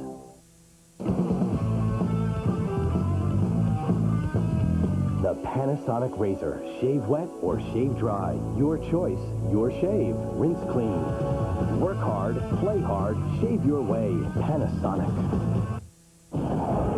Critics call it a startling blast of thrills. Rolling Stone calls it a visual marvel. And People magazine says Alien Resurrection rocks. Was it everything you hoped for? Must be a chick thing. Rated R. Now playing. 7:35 remaining in the second quarter. Brad Nessler, Gary Danielson, Dean Blevins with you from College Station, Texas. It is 7-6, the Aggies lead on a Sir Parker touchdown. The weather's so bad, they're walking Bevo into the locker room, into the tunnel. See, Bevo's gotten used to that John Malkovich passing game, and he said, this is just, I can't go back to this this is running miserable. stuff. This ground game stuff's driving me crazy. Here's a key 3rd down and 7. Texas in split backs, but they're one of the few teams that run out of it. They will throw. Brown back, fires. Diving attempt by Kwame Cavill, and he couldn't hold it. It's incomplete, and it's 4th down. And now you got maybe a little bit of a decision here on punt or kick. Well, I think if it was a dry field, they would definitely give Dawson a shot at kicking this ball. But in these conditions, I'm sure they'll punt. Yep, they will punt. Here comes Schultes out. The reason we say that, Phil Dawson has one of the best legs in college football. He had a strong wind, or would have had a strong wind at his back, but this is just too risky in these conditions. So the Longhorns will punt. Dante Hall is back at the 10-yard line for the Aggies, waiting on it. Schultes, low snap, he handles it. Again, he kicks it off the side of his foot. And it bounces out of bounds at the 19 or 20-yard line on the far side of the field. And down on the field is our Steve Blevins. And, of course, the reason you can't see us is because of the atrocious weather. And, guys, if you'll notice, the flagpole, and our viewers can't see it, but I'll tell you, it is drooping straight down. And when we began this game, the wind was blowing probably 20 miles an hour. What that means is this weather is socked in. We will be here for a long time with this rain. And, by the way, I've been on both sidelines checking the defensive huddles, and these players love playing in this defense. You know, the offense can't do what it wants to do, but they absolutely love it. You're right. Slide around and hit guys. A&M's got the ball back just inside its own 20-yard line. And again, he bounces off 2 or 3 would-be tacklers, and he gets out to the 25-yard line. Give him 5. Tiki Hardeman using that 233 pounds to move the pile forward. Hey, Hardeman that time ran right through Cedric Woodard, the big defensive tackle for Texas, who goes about 280 pounds. I'm really surprised he had him just dead cold for no gain. But you're right, he kept his feet going and made a positive play out of it. 29 yards for Tiki Hardeman on 6 carries. 2nd down and 5 from the 25. And out to tailback. Parker, the man who scored, gets about 3. Both teams are really running mirror-image offenses right now, 2 tight ends. Beg your pardon, and the folks at home, I don't have to correct myself. It was Dante Hall on the carry. I should leave those alone. You're right. You just trust yourself. You know, though, really, after a Thanksgiving big meal the next day, what a better way than just lay on your couch, close your eyes, and listen to this football game, huh? That's it. That's as best as I can say it. 3rd down and 3rd down and 2 from the 28. Toss sweep. Parker cuts in and across the 30, and he would have been off to about a 70-yard touchdown, but somebody got an ankle. Kyle Richardson tripped him up, but he got the 1st down. Well, we are both long-time listeners to football on radio, and a couple of our favorite guys do it pretty well, and Hank Stram and Jack Buck. That's right. They did it for 100 years, so should we do one play? Yeah, let's do it. Well, Jack, looks like they can run left, Jack. They can run left. They can run left, Jack. On a 1st and 10 from the 32-yard line. And they are going to run it left. Hardeman. I'll see you right there. They just had that soft left side. They can run left. Hank, if you're listening at home, or Jack, that one was just for you. Pick up a 5 for Hardeman. With 5:40 remaining in the 2nd quarter, it is 7-6.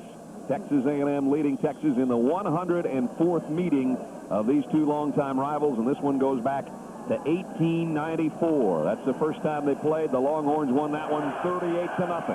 This one, a 1-point game here late in the 2nd quarter. 2nd down and 4. Aggies from their own 38. Hand off to the 2nd man. Up close to the 40 is Dante Hall. And it's going to bring up a 3rd down and a long 2 upcoming.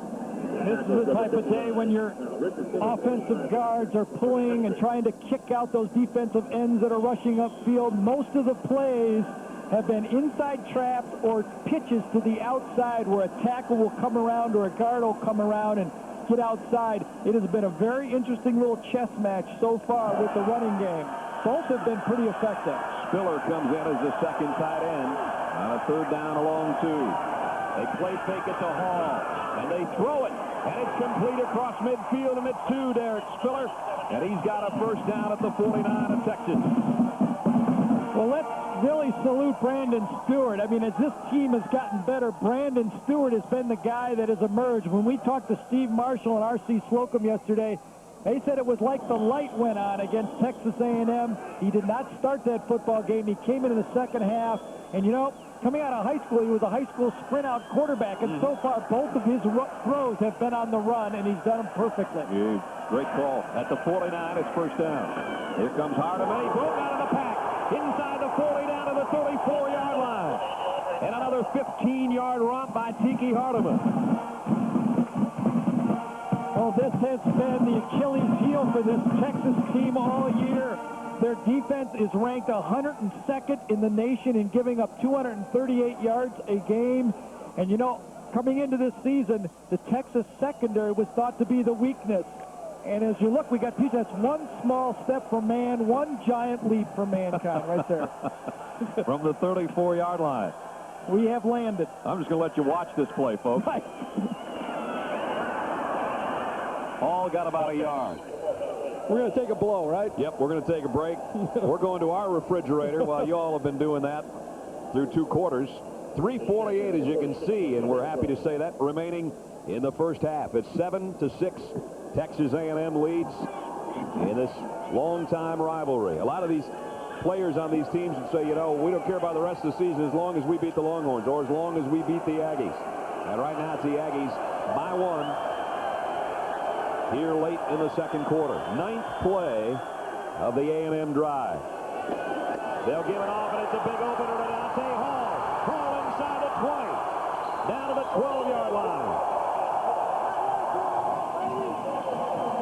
A&M features really 3 plays, and this was the 3rd of their big plays, the counter action that Hall was very patient with and got the kick-out block and just gashed him that time. Texas having trouble as this A&M offense has found the groove with the running game.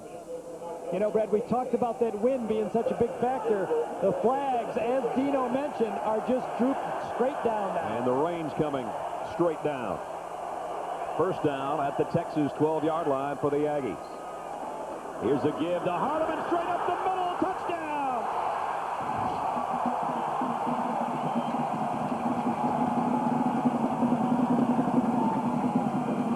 Hardeman looked like a greased pig from 12 yards out, touchdown. Well, he sure was wet and greasy. He ran right through Donald McCowan's tackle that time.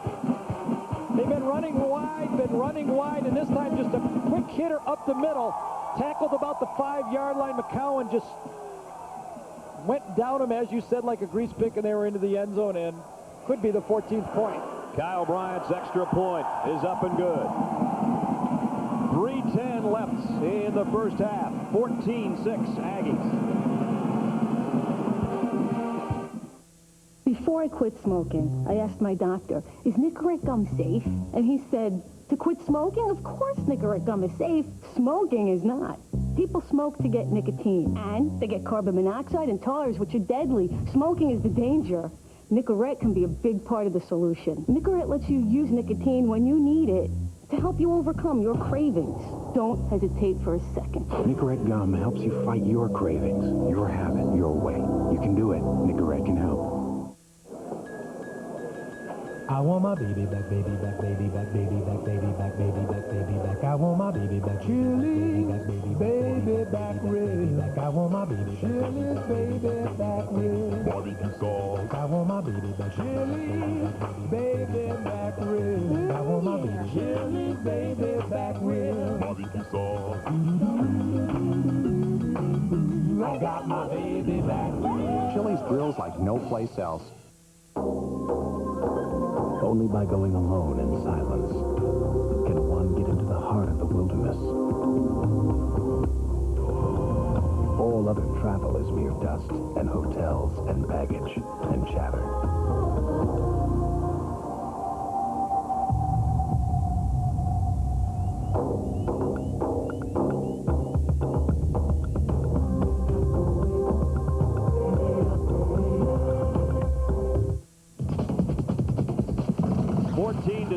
Texas A&M leads Texas. Terrible weather conditions at College Station as we started this game. Ricky Williams capping an 80-yard drive with his 24th touchdown of the year, but back came the Aggies. Sir Parker from 7. That capped a 77-yard march. The extra point was good. It was 7-6. Sir Parker with a little dipsy-do and a little bit of a cartwheel at the end as you see one of his teammates slide into it. How bad are the weather conditions here today? I'll tell you how bad they are.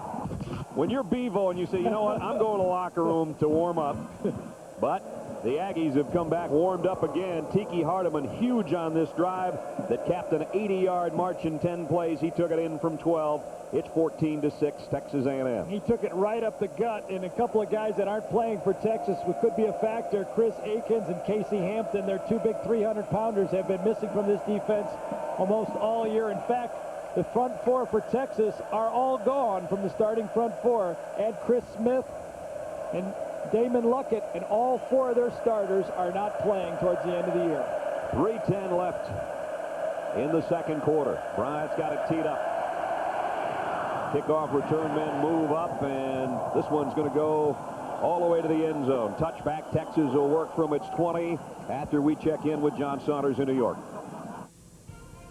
All right, guys, thanks a lot. Try and stay dry out there. Don't forget, at 2:30 Eastern Time, the second half of our doubleheader, Nebraska and Colorado. Yeah, we'll take a look at quarterback Scott Frost in Nebraska. We'll also look at some of the great players in college football overshadowed by superstar teammates. All right, it's all coming up on Valvoline Halftime 97 right now. Back to the guys in the rain. Oh, we got it, John. The rain coming down. We got to get those guys parkas or rain gear just inside in New York. They should have to dress like we dress, yeah, that's no right. matter what. Wind starting to pick back up a little bit. The Lone Star flag is straight down, but Old Glory's starting to move a little bit. 3:05 left, and Texas would like to move 80 yards before intermission. They have run it 22 times already. And, of course, the top rusher in the country is a guy that carries the mail. Here he comes on a little counter. Ricky Williams bounces off a couple, goes for 6, maybe 7. Dat Wynn and company finally drag him down, but Ricky Williams has been sensational this year. He's had 6 games this season alone of 200 yards or more in a single contest. Of course, we saw one of those against Oklahoma, but he has been some kind of running back. There's his numbers already, and he's maybe on his way to 200 today because he's got 102 and a touchdown, and we're still in the first half.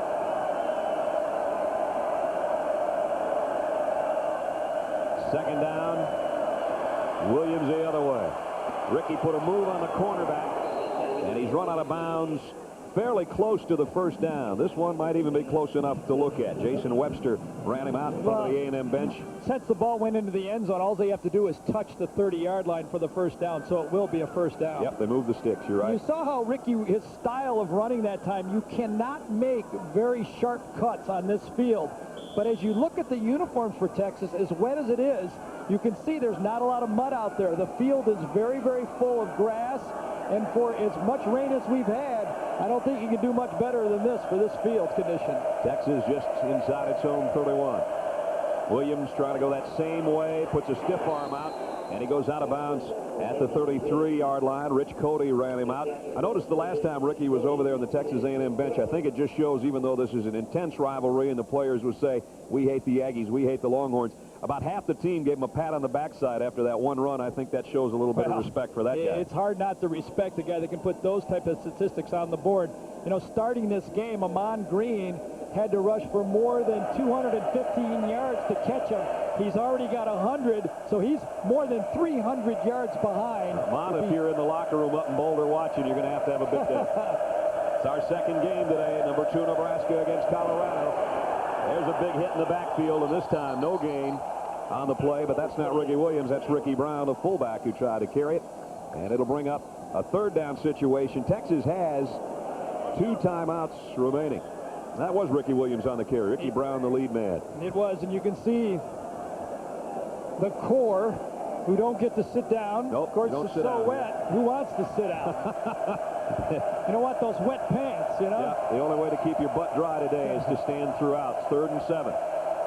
From the 34-yard line, James Brown will drop the throw. Fires in, almost intercepted. His receiver looked like he broke off his pattern a little bit.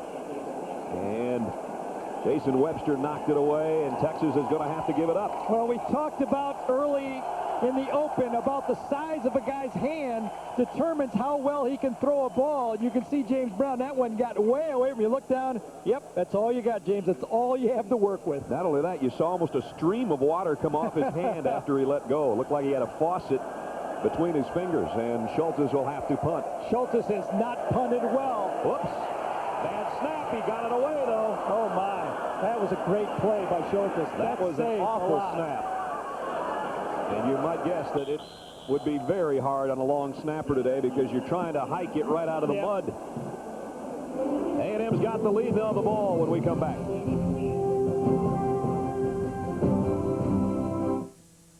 Trailers for sale or rent, rooms to let 50 cents. Mama, man of means by no means, king of the road.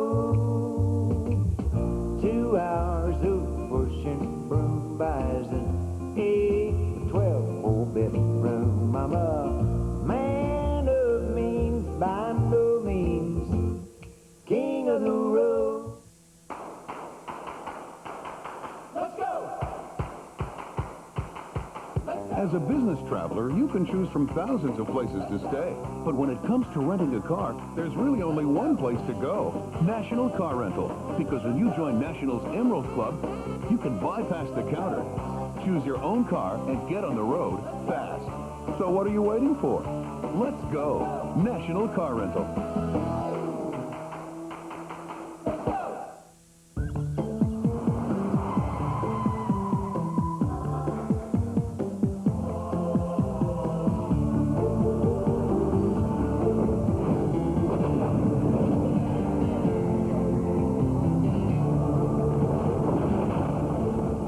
Chevy Blazer with the driver control system. A little security in an insecure world.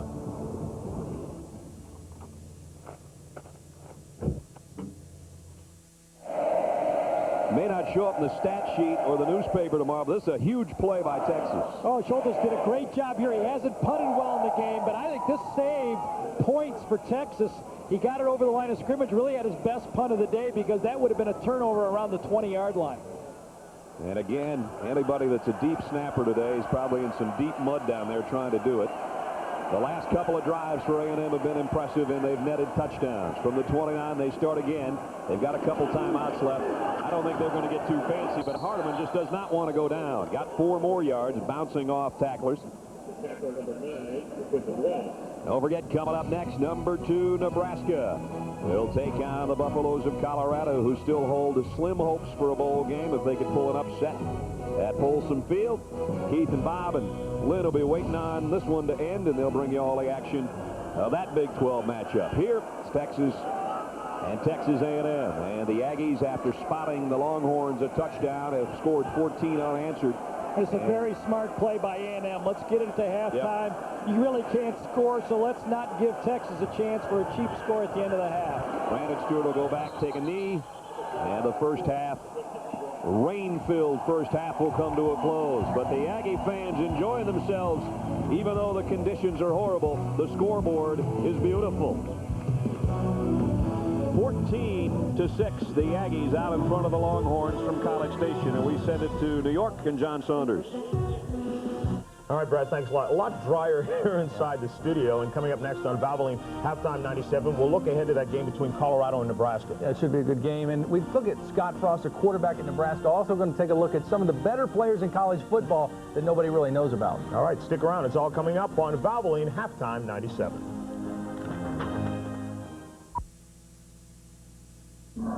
Somewhere, some poor slob's punching a time clock. He don't know what he's missing. Wake up, come on, get up, son. We gotta go.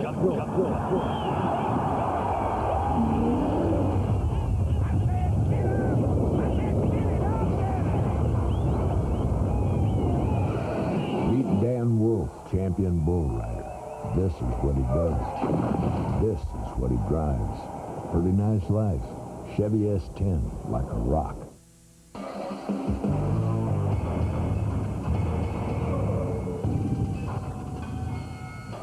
Husky, the tough surface-naming tools.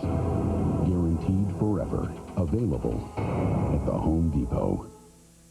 What are you doing? You can't spell Pluto. I do not dabble when it comes to Scrabble. Watch me now. You're getting on my nerves. Prolific, as in prolific score. The Iceman spelling prolific. Quite a coincidence. Hey, give me And he gets the double word score for that, Hey, coach. that's like Penny spelling unstoppable.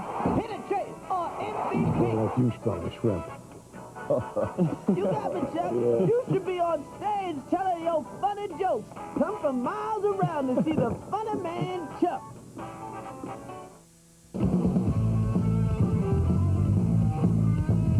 The Panasonic Razor. Shave wet or shave dry. Your choice.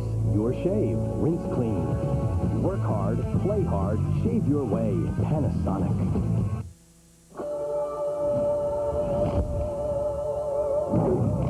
Get ready to get creative. Get into a Rebel G. Capture your imagination on film. Let Rebel take you beyond snapshots and experience the ultimate rush. Cool. Rebel G and only EOS lenses from Canon. You're watching ABC. Some people just can't get enough of a good thing. Football, family, the after Thanksgiving sale at Belk. The Campbells are still here. The after Thanksgiving sale is going on all weekend. It's the perfect time to get a head start on all of your holiday shopping. Great values and savings on everything for everyone on your holiday shopping list. Great looking fashions and wonderful gifts make the after Thanksgiving sale at Belk worth sticking around for. Hey, at Belk, everything we do is all for you. Wheel of Fortune, weeknights at 7 on News Channel 9. Valvoline, halftime 97, brought to you by Valvoline, the #1 choice of America's top mechanics. People who know use Valvoline. From our New York studios, John Saunders and Todd Blackledge. 14-6, Texas A&M with the lead. This has been a very disappointing year for Texas, and it really does happen that if they win this game, it washes away all the losses as well. Yeah, it's one of those rivalries where you try to win this game more than any game, and you really have to salute Ricky Williams. In the midst of a dismal year, 110 yards in the first half of this ball game. If he scores one more touchdown in the second half, he'll clinch the scoring title in college football this year. He's had an outstanding football season. Yeah, but because the team has struggled, hardly anyone knows about that. Now, that's the first of our doubleheader at 2:30 Eastern Time. Another disappointing team, Colorado taking on Nebraska. For more on that, let's join Keith Jackson. If there is a constant in college football, you would spell it Nebraska. Playing today just like they played 25 years ago. They do truly hunker down. Here's Coach Rick Neuheisel on what he thinks about the upcoming game and what his Buffaloes have to do. It's assignment football when you play Nebraska. You got to have somebody on the dive, somebody on the pitch, and somebody on the quarterback. And when you start putting 300-pounders in those guys who are trying to get to those spots way, it becomes a formidable task. But, you know, we feel like we did a good job against them last year. They scored 10 points. 7 of the points they scored were off an interception. So if we can get close to that kind of effort from a year ago, then hopefully we can keep ourselves in the game. So let's hope we don't get a big snowfall and have a great game for you coming up next. Right now, let's go back to John. You know, offensively, I think Nebraska executes better than anybody in the country, and that starts with the quarterback, Scott Frost. Now, out of high school, he was one of the most celebrated high school athletes ever in the state of Nebraska. 4 years later, he's the starting quarterback for Nebraska. They're undefeated, on the verge of possibly their 3rd national championship in this decade. But getting from point A to point B has not been a very smooth ride. Scott Frost spent most of his childhood growing up less than 2 hours from Husker Stadium. In 1993, he was chosen Nebraska's Football Player of the Year. The top college coaches came calling, but Stanford's Bill Walsh lured Frost out west. When Coach Walsh came calling and the Stanford Education came calling, I just couldn't turn that down. We've come under some criticism from some people in the area that he went away to start with, but my response to that is a man who's won how many Super Bowls and has been the architect of great quarterbacks in the NFL comes into your house, sits down and said, in 3 years, I'm going to have you be in a first-round draft pick in the NFL. I wonder how many other people could have turned that down. Frost went to Stanford with dreams of running the famed West Coast offense, but the reality awaiting him was little playing time in a program sliding downhill. Though depressed and lonely, Scott held on. Then Walsh quit, sending Frost reeling. Shaken, Scott returned to Nebraska like a prodigal son, just as the Huskers were basking in the glory of their second consecutive national championship. We tried to get a young man who was emotionally wrecked back on his feet, and it was tough. He came back and he had no friends. He had notes on his locker about, you know, not welcoming him back, and it was a real tough year. While a number of the veterans gave Frost a hard time, the biggest obstacle to his acceptance was the presence of Tommy Frazier. Frazier's amazing success running the Nebraska offense had already made him a legend. You know, there were the inevitable comparisons. I understood that somewhat. Having followed Bob Devaney, there was a lot of years before some people accepted me as a coach. And I think following a great player with great success, you know, a couple national championships is going to be difficult for anybody. Tommy Frazier gets better and better every day that he doesn't play here anymore. Scott debuted in '96 with a win, but his second game was a nightmare. Dubbed the disaster in the desert, the Huskers were beaten by Arizona State, and Frost feared his critics would never forgive. He was really hurt. I'll never forget the question. We were eating at a restaurant, and he said to me, "Mom, are 70,000 people going to boo me when I step on that field?" Frost has done very little wrong this season, but the tension surfaced again when Central Florida came to Lincoln and gave the Huskers a scare. Frost heard boos from his home crowd. I was really disappointed in our fans that day. You know, anybody can go out and have a bad day every now and then. Scott was playing pretty darn good that day. Always the stoic, Scott followed the Central Florida game with an outstanding performance the next week at Washington, perhaps this season's toughest opponent. Then another defining moment in Columbia, Missouri, as time and time again the Frost-led offense came through as the Huskers rallied past Missouri in overtime. At this point in Nebraska's undefeated season, it seems that Frost is finally being embraced by the fans, but he won't forget the hard times. The things I've had to go through, nothing's going to get to me anymore. There's not really anything out there that's gonna stress me out or make me nervous anymore, and I think that's a very valuable asset to have on the football field.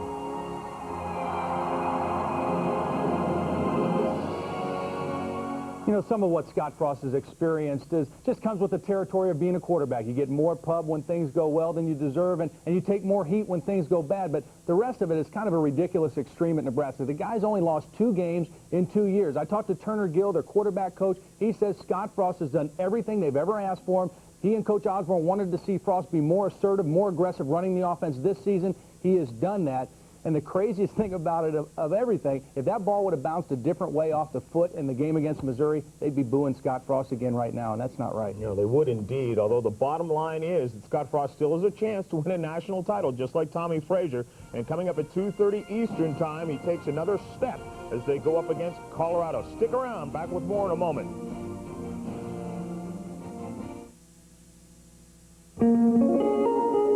Some of the most admired cars you'll see are owned by the guys who know cars best. They're ASC certified master mechanics, and the #1 brand of motor oil these guys use in their own cars and trucks is Valvoline, makers of Durablend, the leading semi-synthetic for a cleaner engine due to better control of harmful deposits. So use the oil the mechanics who take care of your car use to take care of theirs. Valvoline. People who know use Valvoline. They look the same on the outside. But inside, it's a whole different story. Because Duracell batteries outlast Energizer. And test after test proves it. Better make it the alkaline batteries proven to last longer in the devices you use most. Better make it Duracell. There's a lot of things that set A&M apart from other universities. The quality of education that you get at Texas A&M. It has great resources, the traditions of A&M. The network that's out there of Aggies is just so vast. It's not only just a degree that I got from A&M. There's a great deal of responsibility that goes along with that. Responsibility to maintain the integrity and the high moral standards that an Aggie is supposed to have. This is Valvoline Halftime 97. John Saunders and Todd Blackledge. Now, throughout the season, we throw out names of some terrific players. Every team has them. But there's always a guy on the team who gets a little bit less publicity. For your Penn State squad, it would have been Greg Garrity. And guys like that, we're going to give them a little pub right now. So let's take a look at some of the guys who don't get the exact claim as the other guys do. Well, these are the stars of college football, the country's best players at the nation's best schools. But who are the guys who complement the star? The guys that are short on publicity but long on heart. The guys that are overshadowed but certainly are not unappreciated. Well, you know about Charles Woodson, he goes both ways, but there's another guy in the Wolverines defense. Well, another guy in the Wolverines secondary. If they're not throwing to Charles Woodson's side, they're going somewhere else. Marcus Ray, 6 foot, 210-pound junior, has 5 interceptions. He's a big hitter from his safety position. He's a big reason why Michigan is #1 in the country in total defense, scoring defense, and passing defense. When you think about Nebraska, you talk about their running game. You think of Scott Frost, Amon Green, but they have a fullback who does it as well. Well, Joel Makovicka at fullback is typical of a Nebraska fullback in his power and his blocking ability, but he is not typical in his ability to run the football. Because he has outstanding balance and great quickness, he's averaged 7.2 yards per carry this season and has scored 9 touchdowns. For the Tennessee Volunteers, and for just about everyone in the nation this year, it's been Peyton Manning, Peyton Manning. But Peyton Manning gets his job done because of a running game as well. Well, Tennessee would not be where they are right now, vying for an SEC championship and a possible national championship, if it were not for the emergence of freshman running back Jamal Lewis. He didn't start till the Georgia game. He ran for 232 yards in that game. He became the first Tennessee freshman to ever run for over 1,000 yards. A big reason for Tennessee's success. For Penn State, well, this guy, Curtis Enos, you ride this guy and you figure he takes you to the end zone and to victories as well. But the quarterback has had a nice year. Well, what's been interesting is really as Mike McQuarrie has gone, so has Penn State gone. He played very well early. Then he stumbled and struggled a little bit midway through the season, but the last 2 weeks, he has been outstanding. 74% completion, 522 yards, 5 touchdowns, and no interceptions.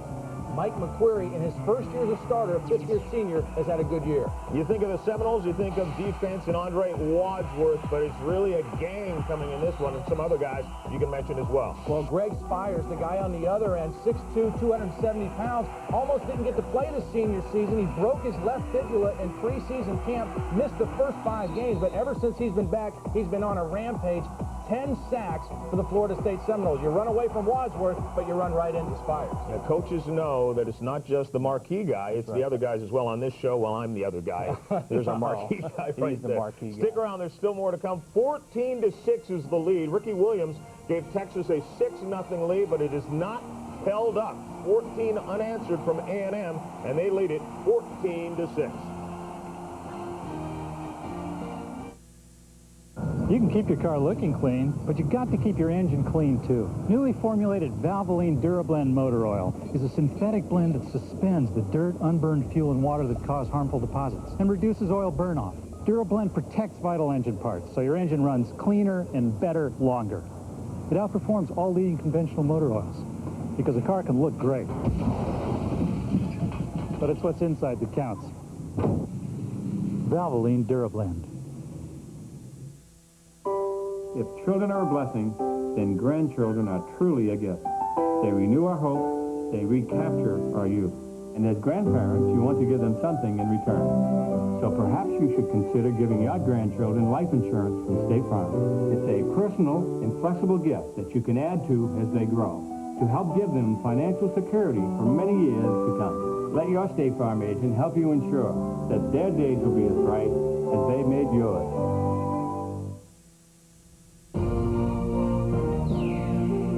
Valvoline Halftime 97, brought to you by Valvoline, the #1 choice of America's top mechanics. People who know use Valvoline. That's with me. Make me angry. If I let myself be drawn in, it could cost us the game.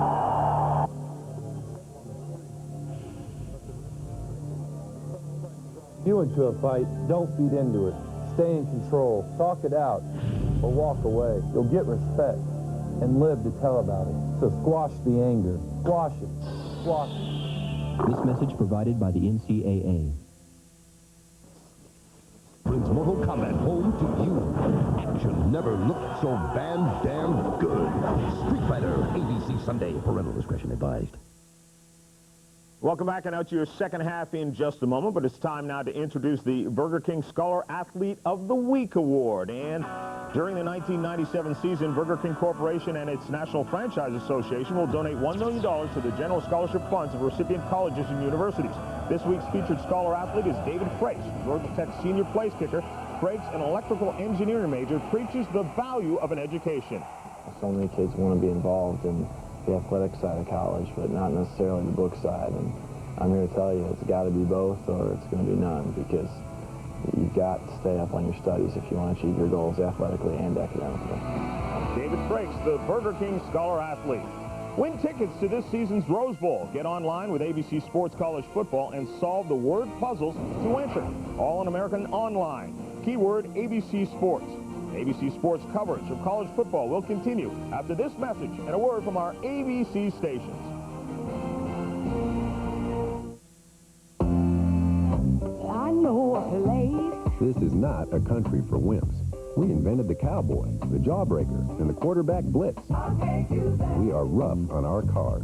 So get a Chevy Malibu. It'll go up to 100,000 miles before its first scheduled tune-up. Transmission fluid, 100,000 miles. Engine coolant, 5 years or 150,000 miles. We're talking the automotive equivalent of Rocky Balboa.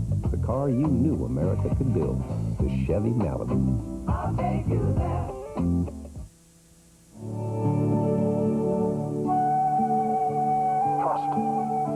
We are not born with an instinct to trust. Trust must be earned. Trust must be proven.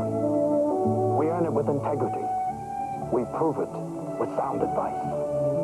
Trust is the ultimate measure of our success. And at Dean Witter, we measure success one investor at a time.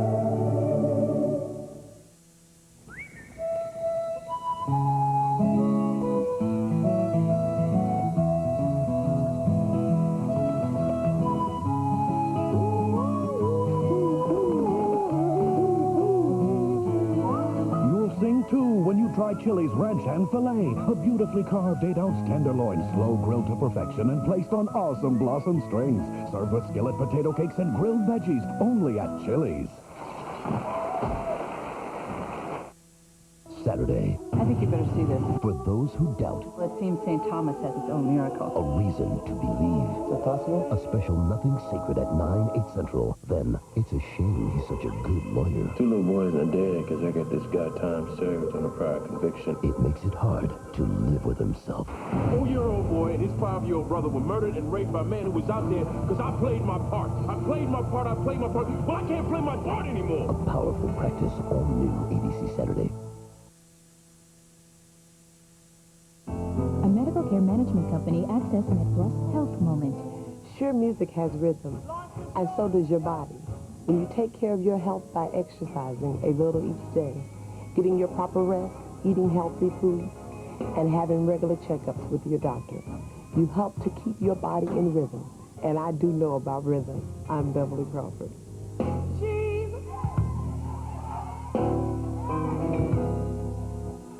When trouble. At Lazy Boy Furniture Galleries, you'll find that some of our most popular styles are in one minute and out the next.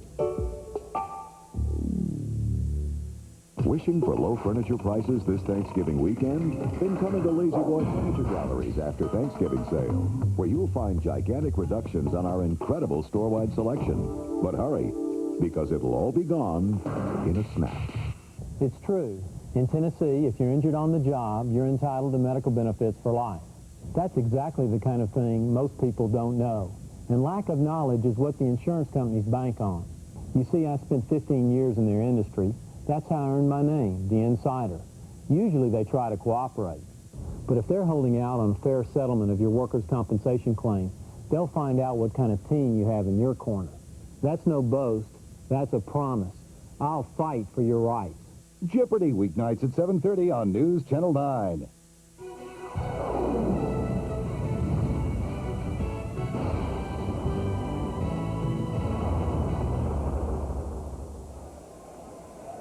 Back at College Station, Texas, the Aggies at home leading 14-6 at halftime. A rain-drenched first 2 quarters, some of which you may not have seen. We welcome you back, everybody. Brad Nessler and Gary Danielson on this day after Thanksgiving. And there's one that got away yesterday. Yeah, we'll get them. I know you're a wingman, but today it's ground turkey so far, first half. And it has been a ground game in the first half for both these teams. I think maybe it might have hurt Texas a little bit more. James Brown was taken out of his game, but Texas got off first. Ricky Williams, although the conditions were much worse than they appear right now to start the second half, Texas had a 17-play drive. Ricky Williams, they missed the extra point to make it 6-0. But then A&M came back. First it was Sir Parker. You can see just how slippery it was as a little slide almost took out the ankle. But that balance came through in the celebration. And then one more touchdown for A&M. Hardeman this time to make it 14-6 at halftime. You know, one other thing, the Texas Aggie Fighting Band was out here, and, you know, I think they helped the field, to tell you the truth. That's what it looked like before, and right now I think it looks pretty good out there. The Longhorn Band preceded them. Dean knows a lot more about the field conditions in this ball game. He's drenched down there right now. How's this looking? That's a good look. Yeah. My tailor back at home, Hans, wouldn't think much of this look. You haven't looked that wet since that opening game when it was so hot. Looked like Pat Riley. We'll check in with Dino after the kickoff. The wind is completely switched from the first quarter. Here's a line drive kick taken by one of the up men at the 15-yard line. That's Chris Taylor. Taylor had a little opening. It closed on him at about the 31-yard line as we check in with Dean again. Guys, this grass is very good. You know, this is an agriculture school, and as someone told me, there's lots of money in this program, so they have a great grass field here. It replaced the turf 2 years ago. Beneath this grass surface, 3 feet below it, rather, is sand. So remarkably good footing. I talked to John Makovic. He said what we've got to do is make something happen in the third quarter. R.C. Slocum said we must tackle the ball better, tackle Ricky Williams better. He said we're going to force something in the kicking game. We'll keep our eye on it as A&M has it. First down, and it's Hall out to the 35-yard line with his forward progress before Bodwin, the defensive end, carries him backward. I think the other big story of this football game, as you look at the score, just 14-6 at halftime, is no turnover in this football game, and that is a real select good job by this football team and both football teams in the first half, because that is a testament to good coaching, because both teams really hung on the ball, and it's been the run game, not the turnovers, that have been the difference for A&M. Ball only came loose once, and A&M recovered their own fumble. Second down from the 35. Dante Hall again trying to weave his way through, and he gets up to the 39-yard line. It'll bring up a 3rd down and 2 as we take a look at our Dean Witter halftime statistics. Rushing almost dead even. 5-minute time of possession advantage to Texas, but it really didn't matter. Well, it's considering that time of possession at one time was really lopsided in Texas' favor. The second quarter was very good to A&M. They got their running game going with a lot of plays coming inside and outside this susceptible defense for Texas. 2 tight ends set for the Aggies on a 3rd and 2. Toss to Hall, following his fullback, got a first down, got a bunch more. Across midfield down the sideline, Dante Hall. All the way down to the 10-yard line. That's the type of play that Hall was not able to make in the first half because the field was so slippery.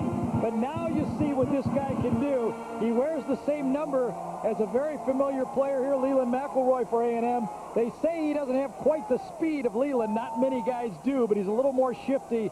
Pushed out right there on about the 9-yard line by Broyles, and that was the biggest play of the football game so far. Dante Hall, who started this ball game, both he and Sir Parker came in with great stats. Hall came in with 850. Now he's up to 950. That carry just took him to the century mark, and now here comes the fullback Hardeman, who had the great second quarter, and Tiki goes for a couple. It'll bring up 2nd down and goal. Anthony Hicks made the tackle, and Hicks was out injured in that first half. He has come back and is playing here in the 3rd quarter. Well, A&M's offense is one of the most highly rated offenses in college football. They're averaging 38 points a football game, and you can see how explosive they can be when the conditions are properly able to allow that rushing game to be effective. 2nd down and goal at the 7. Oh, give to Parker, outside, touchdown.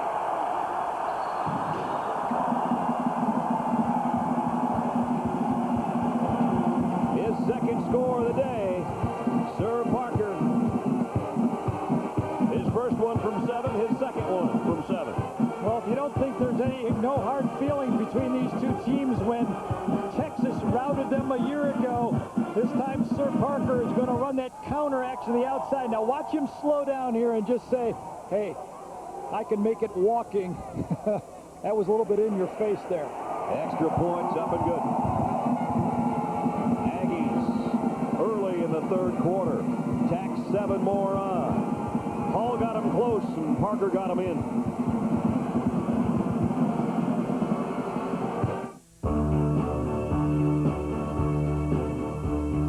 My name is Anda Andre, Director of Design for Ian Schrager Hotel. I direct the creative effort of building all the hotels. We are our worst competition, so we just have to keep up with ourselves. Because in the end, you are always judged by your last project, and the next one has to be better than before. I say, okay, what's your email? And when they say we don't have any, I say, you don't? You need to know what's going on in order to know where you want to be. What used to take like sometimes a week, 2 weeks in the library and trying to find out things, now it's like 10 minutes, done.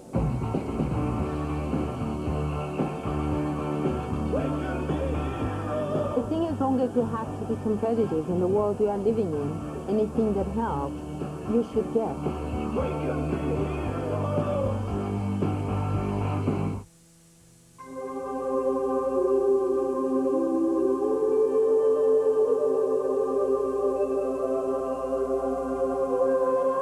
There are two sides to every Monte Carlo.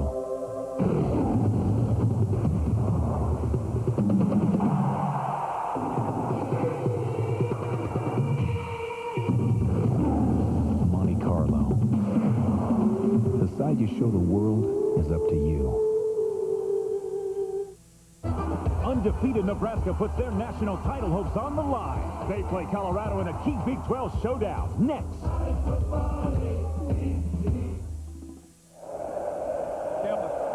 21-6, Texas A&M. Another long drive, 69 yards, most of it done by Dante Hall for R.C. Slocum, who might be on his way to his 83rd career victory, which would put him atop the heap of any coach in Texas A&M history. And I think he's done it here this year by going back to the basics at Texas A&M. They're running the ball better. They're playing their old style of 3-4 defense, and kind of he's going back to what brought him to this point, and I think it's working well for him this year. The ground game and the wrecking crew, and it's doing a pretty good job so far. The kick going to be fielded by one of the up men, and a big hit put on at the 30-yard line. Dusty Renfro, the linebacker, is the guy that scooped it up. Well, we set up this game early with some profiles of both offenses featuring the defense. You know, let's look at Texas starting profile. They needed some big plays, but they had to stay balanced. Because of the weather, they have not been able to balance this game so far. No big plays, no big passing plays. And you can see they've been able to get some plays out of Ricky Williams, but nothing out of James Brown. So there's been no freaking from this Ricky James offense. Let's see what they do now. They'll keep it on the ground. Lewis, tight end, got a nice block, and Ricky Williams tried to put a stiff arm out there. Shun Horn ran him out of bounds. Nice block by Lewis on that win, and Ricky got about 3, and he's still down. One of the great traditions for Texas A&M football has been the 12th man on the kickoff wearing number 12. Well, look what happened on this last kickoff. Went down, and the number 12 Chad Fratson is the guy that got the tackle. Yep. What a thrill, huh? You're not kidding. Fratson stands up and said, I'm the man.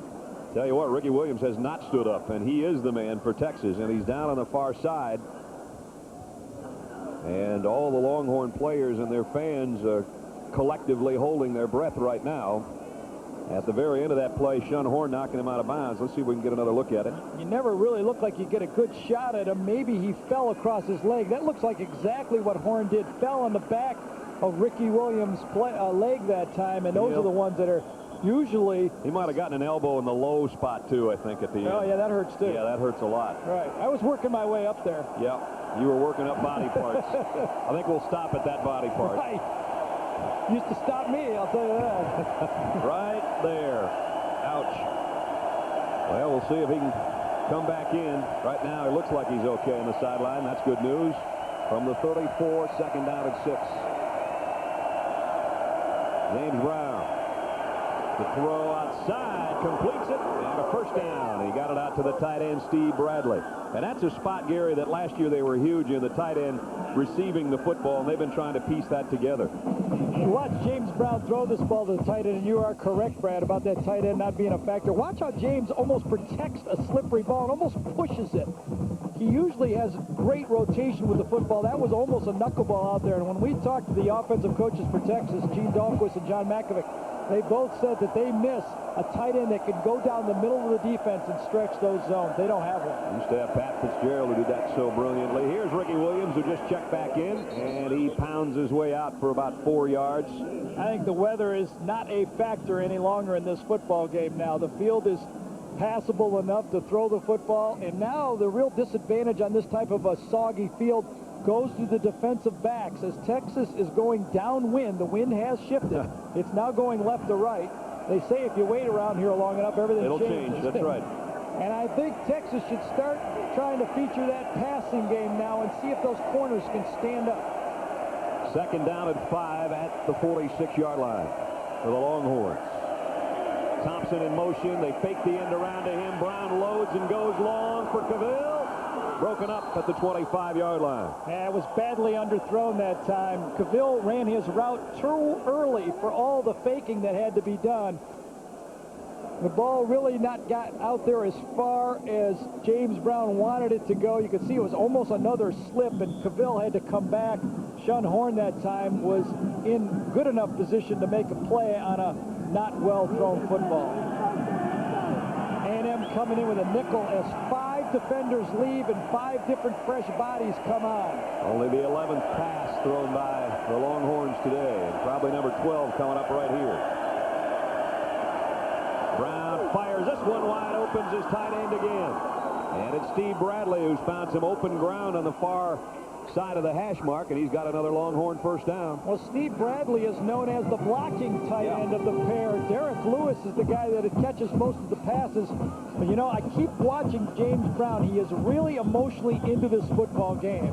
There's nothing better he would like than to get in here and throw the football around and be the star of the game. I think he's got to be coming to that sideline and begging. John Makovic said, let's throw the ball, let's be more balanced. He's 6 for 12 right now. First down at the Aggie 37. 21-6, Texas A&M leads. Ricky Williams outside, put a move on, down the sideline, and out of bounds. Boy, he may be limping again. He sure was. He might have pulled something. He's slamming the ground that time. Did you see that burst? He was taking those little steps, and when he saw the burst, he took it. And on that wet field, I think there was too much burst, to tell you the truth. You're exactly right. Let's take a see if you can notice when he popped that hamstring or groin. Looked like he was trying to tightrope the sideline, and right there you see him limping badly. Limping badly, and he pounded the ground, and I think he might have pulled a groin or a hamstring, but I'm never right. So it's something on that right side of the body, I can tell you that. I'll tell you what, he's limping badly. That might be the day done for Ricky Williams. 23 yards, the long gain of the day for Texas. What it does do is it puts his teammates inside the Aggie 15 at the 14-yard line. Hodges Mitchell now becomes the tailback with Williams out injured. He's the man that gets the call. Cuts inside the 10. Tough run by the little guy. You give up a lot of size. Hodges Mitchell, 5'7", about 180 pounds. Ricky Williams, 6 or 6'1", and about 220 plus. But he did a nice job that time to get it to the 9-yard line. Ricky Williams is coming back on the football field as Hodge goes off. Watch this sweep. Dat Nguyen is going to come and try to take on Raessler again. Jumps over the block that time. He does it when you watch films all the time. He's just a guy that refuses to be blocked. And Ricky Williams refuses to stay on the sideline. He comes back in, as Gary mentioned. From the 9, inside, trap play to the fullback, Ricky Brown, and the other Ricky takes it down to what might be first and goal. He doesn't get many carries. Ricky Brown, sophomore out of Arlington, Texas, and he did a nice job with that one. Nice call by the Texas coaches that time. They had been featuring Ricky Williams wide. They swung Williams behind Brown and turned around like on a counter trap play and slipped it inside for a nice positive play. Got it down at the 3-yard line. Ricky Williams has scored once today. 24 times this season. First and goal, Derek Lewis, the tight end in motion. Ricky Williams, left side. Touchdown, Texas. His 25th of the year. Well, the first half, Williams was following Roger Raisler. This time he followed Ben Adams, the big 300-pounder, and Williams is saying, this is A&M. An ankle or a hamstring isn't going to keep me out. You see big 79 come around. He gets his block into Trent Driver, and there's no stopping Williams. If it's his last game in Texas, and that little if is a big word in Texas right now, he's going to make it last. He had 35 yards on that drive, and he's still limping badly, not only for his run down the sideline, but for what he just did off the left side for the touchdown. Texas is going to go for 2 here. And it's James Brown who was going to trot. Would have been a great play call, but they whistled it dead right at the snap. I think it's going to be some type of legal procedure against Texas, and that means they should kick the extra point. And here comes Dawson. You're right. We may have lost Steve Usachek's microphone, too, due to the weather. You know, one of the little things about that penalty right there is the ball now should end up on the left hash, because that's where the penalty started, and now it'll be a tough angle kick for this extra point for Dawson. It's in essence going to be a 25-yard field goal from the left hash. See, if they kick the extra point, it's right in the middle, obviously. They wanted to play on the left hash for the 2-point play, but now, as you say, it's almost a field goal from that left hash. And remember, the last time it was a bad snap. Ryan Feebiger is going to snap this one. Humphreys had some trouble with the snaps today. Let's see how Feebiger does. Schultz to hold. It's a low snap. The kick is up, and it is good, however. So Texas gets a touchdown with 9:22 to go, third quarter to draw within 8. Ricky Williams, his second of the day, his 25th of the year.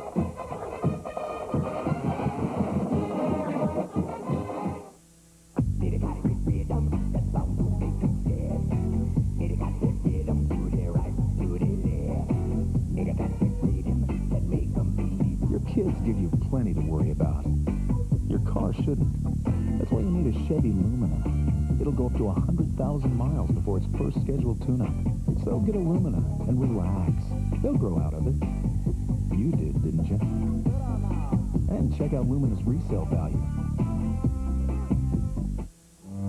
You never expected Prince Charming to sweep you off your feet and take care of you the rest of your life.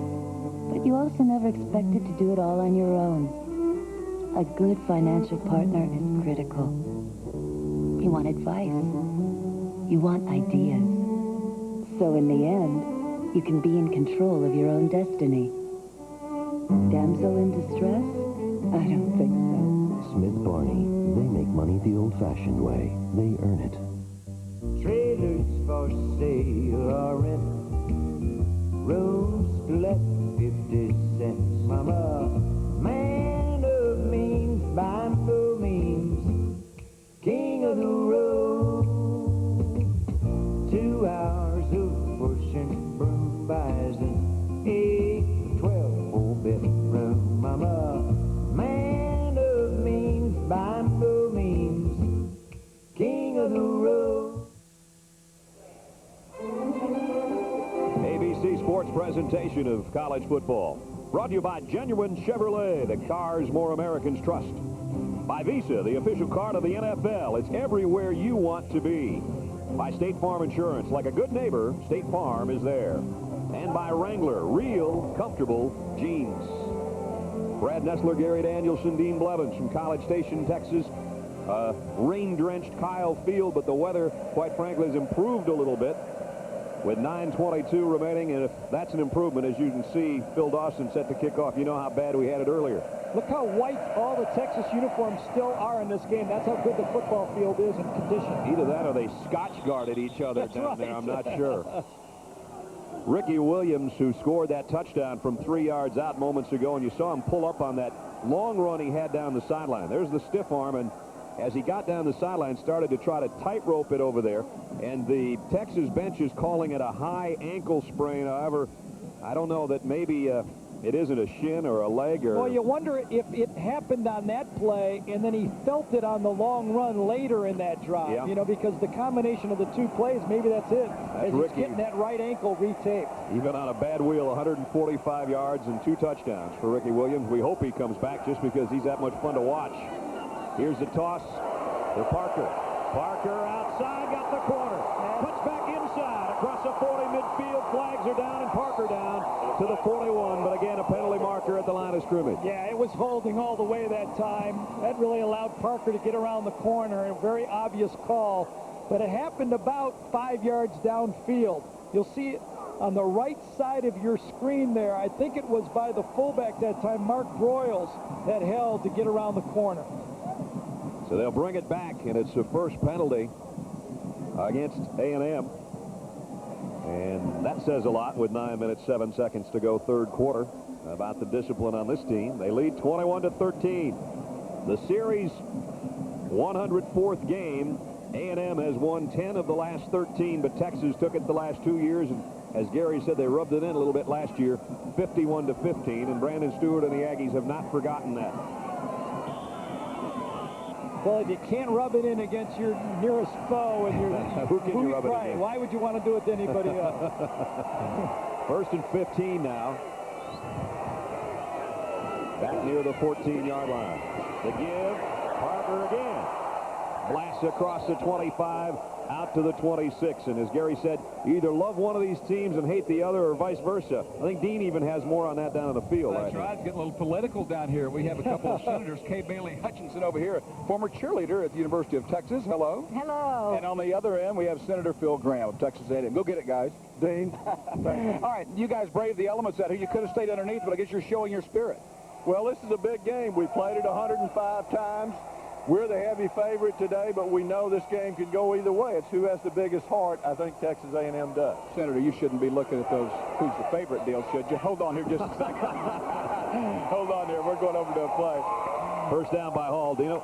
Senator, you are a Texas fan through and through. You're looking like that. What is it? Do you have a chance today? Oh, absolutely, Dean. This game is so important to both schools. It's the greatest friendly rivalry on the face of the earth, and anything can happen. This game ain't over. I was talking to a couple of guys, well, Gary Danielson earlier today. I said, you know, Texas A&M has as much tradition as any school in the country. We kind of got into a debate over that. Do you believe that, and why so? Oh, I think we have more tradition than any other school in the country, and I think this game is really a test of that tradition. As the Chancellor of the University of Texas said last year when Texas won, Bill, this is just a game. I said, this is not a game. This is a clash of cultures. Well, we appreciate it. Any retort from you? Well, I'm just going to say what Darrell Royal once said, and that is, we're ready. Okay, I thought she was going to say dance with the one who she brings me with this umbrella. I'll sure dance with her. You'll be dancing with her. Quote on cockroaches. I'll leave that for another day. All right, thanks, guys. I think Senator Graham won the filibuster, but Senator Hudson made the good point. Yes, you're right. You're right. We saw her up here in the booth with her orange suit on. Now she's got the parka on to be with Dean on the sideline. Short gain on second down and 6. And, of course, all the tradition. We talked about the bonfire last night, and that thing's anywhere from 5 to 10 stories high, depending on who you listen to. It takes them a couple of weeks to put it together. And it was still burning this morning as we drove over here. And, of course, that signifies the Aggies' burning desire to beat Texas. That's where that all started. And it's been a fun week and a fun holiday, even though our crew had to be away from our families. We bonded last night and out here for a football game today in the elements. Third down and 5. Toss sweep, and that play almost blown up in the backfield and finally is, and I think maybe a holding call to boot on top of it. It's either going to be that or a tripping call to Nava. One of the two. Brandon Nava was right there on the play. It's either going to be holding or tripping. Boy, he was in the backfield in a hurry. And it was holding. And that's a big play on third down right there because that's going to force a punt. Yep. I think there's only been one pressure-packed drive in the game so far. Texas had to answer that score that A&M opened up this second half. They did, and now their defense, their much maligned defense, has got a big stop in the game. So this looks like it's going to be a football game all the way through. You got that right, partner. And out comes a punter, Shane Leckler. I really appreciate Dean putting me in the middle of that tradition thing with these A&M fans, too. Those private conversations are not very private, are they? Nope. Leckler Shows why he's got such a big leg. Mitchell backs up to the 21, goes down immediately. Special teams of Texas A&M, long another tradition. 47-yard kick and only a 2-yard return. We'll return after this timeout.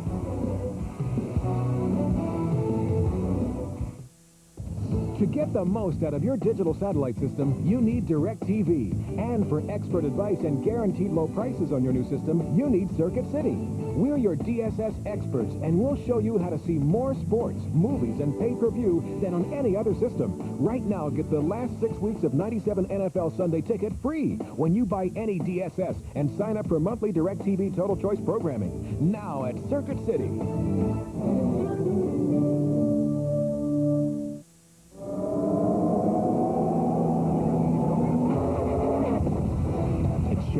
Some of which you may not have seen. We welcome you back, everybody. Brad Nessler and Gary Danielson on this day after Thanksgiving. And there's one that got away yesterday. Yeah, we'll get him. I know you're a wingman, yeah, but today it's ground turkey so far, first half. And it has been a ground game in the first half for both these teams. I think maybe it might have hurt Texas a little bit more. James Brown was taken out of his game, but Texas got off first. Ricky Williams, although the conditions were much worse than they appear right now to start the second half, Texas had a 17-play drive. Ricky Williams, they missed the extra point to make it 6-0. But then A&M came back. First it was Sir Parker. You can see just how slippery it was as a little slide almost took out the ankle. But that balance came through in the celebration. And then one more touchdown for A&M. Hardeman this time to make it 14-6 at halftime. You know, one other thing, the Texas Aggie Fighting Band was out here, and, you know, I think they helped the field, to tell you the truth. That's what it looked like before, and right now I think it looks pretty good out there. The Longhorn Band preceded them. Dean knows a lot more about the field conditions in this ball game. He's drenched down there right now. How's this looking? That's a good look. Yeah. My tailor back at home, Hans, wouldn't think much of this look. You haven't looked that wet since that opening game when it was so hot. Looked like Pat Riley. We'll check in with Dino after the kickoff. The wind is completely switched from the first quarter. Here's a line drive kick taken by one of the up men at the 15-yard line. That's Chris Taylor. Taylor had a little opening. It closed on him at about the 31-yard line as we check in with Dean again. Guys, this grass is very good. You know, this is an agriculture school, and as someone told me, there's lots of money in this program, so they have a great grass field here. It replaced the turf 2 years ago. Beneath this grass surface, 3 feet below it, rather, is sand. So remarkably good footing. I talked to John Makovic. He said what we've got to do is make something happen in the third quarter. R.C. Slocum said we must tackle the ball better, tackle Ricky Williams better. He said we're going to force something in the kicking game. We'll keep our eye on it as A&M has it. First down, and it's Hall out to the 35-yard line with his forward progress before Bodwin, the defensive end, carries him backward. I think the other big story of this football game, as you look at the score, just 14-6 at halftime, is no turnover in this football game, and that is a real select good job by this football team and both football teams in the first half, because that is a testament to good coaching, because both teams really hung on the ball, and it's been the run game, not the turnovers, that have been the difference for A&M. Ball only came loose once, and A&M recovered their own fumble. Second down from the 35. Dante Hall again trying to weave his way through, and he gets up to the 39-yard line. It'll bring up a 3rd down and 2 as we take a look at our Dean Witter halftime statistics. Rushing almost dead even. 5-minute time of possession advantage to Texas, but it really didn't matter. Well, it's considering that time of possession at one time was really lopsided in Texas' favor. The second quarter was very good to A&M. They got their running game going with a lot of plays coming inside and outside this susceptible defense for Texas. 2 tight ends set for the Aggies on a 3rd and 2. Toss to Hall, following his fullback, got a first down, got a bunch more. Across midfield down the sideline, Dante Hall. All the way down to the 10-yard line. That's the type of play that Hall was not able to make in the first half because the field was so slippery. But now you see what this guy can do. He wears the same number as a very familiar player here, Leland McElroy for A&M. They say he doesn't have quite the speed of Leland. Not many guys do, but he's a little more shifty. Pushed out right there on about the 9-yard line by Broyles, and that was the biggest play of the football game so far. Dante Hall, who started this ball game, both he and Sir Parker came in with great stats. Hall came in with 850. Now he's up to 950. That carry just took him to the century mark, and now here comes the fullback Hardiman, who had the great second quarter, and Tiki goes for a couple.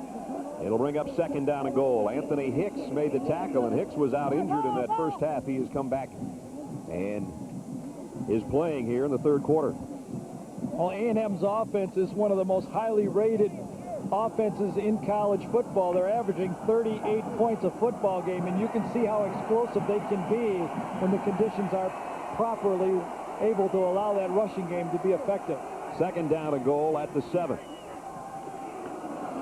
Here's the give to Parker, outside, touchdown.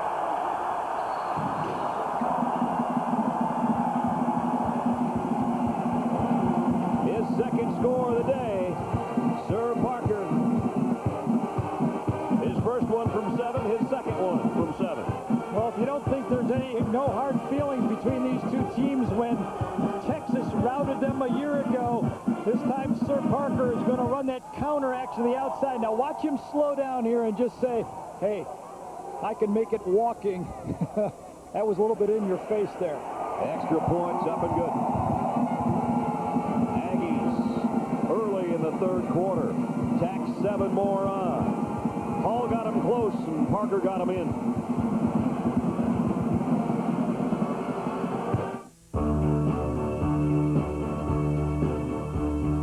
My name is Anda Andre, Director of Design for Ian Schrager Hotel.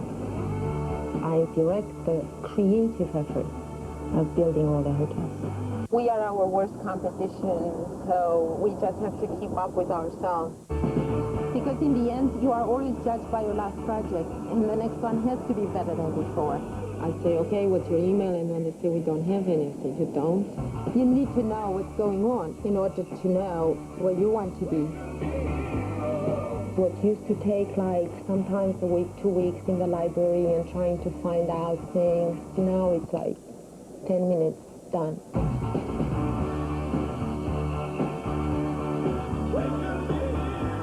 The thing, as long as you have to be competitive in the world we are living in, anything that helps, you should get.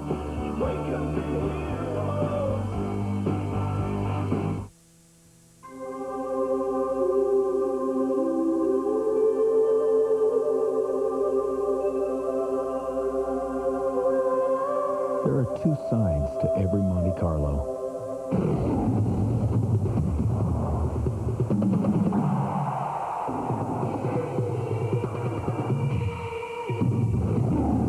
Monte Carlo.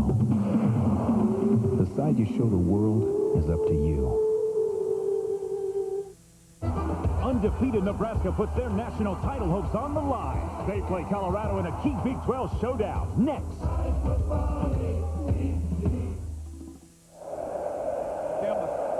21-6, Texas A&M. Another long drive, 69 yards, most of it done by Dante Hall for R.C. Slocum, who might be on his way to his 83rd career victory, which would put him atop the heap of any coach in Texas A&M history. And I think he's done it here this year by going back to the basics at Texas A&M. They're running the ball better. They're playing their old style of 3-4 defense, and kind of he's going back to what brought him to this point, and I think it's working well for him this year. The ground game and the wrecking crew, and it's doing a pretty good job so far. The kick going to be fielded by one of the up men, and a big hit put on at the 30-yard line. Dusty Renfro, the linebacker, is the guy that scooped it up.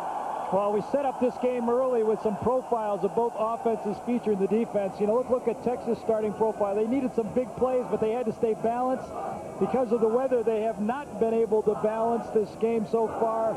No big plays, no big passing plays. And you can see they've been able to get some plays out of Ricky Williams, but nothing out of James Brown. So there's been no freaking from this Ricky James offense. Let's see what they do now. They'll keep it on the ground. Lewis, tight end, got a nice block, and Ricky Williams tried to put a stiff arm out there. Shun Horn ran him out of bounds. Nice block by Lewis on Dat Wynn, and Ricky got about 3, and he's still down. One of the great traditions for Texas A&M football has been the 12th man on the kickoff wearing number 12. Well, look what happened on this last kickoff. Went down, and the number 12 Chad Fratson is the guy that got the tackle. Yep. What a thrill, huh? You're not kidding. Fratson stands up and said, I'm the man. Tell you what, Ricky Williams has not stood up, and he is the man for Texas, and he's down on the far side. And all the Longhorn players and their fans are collectively holding their breath right now.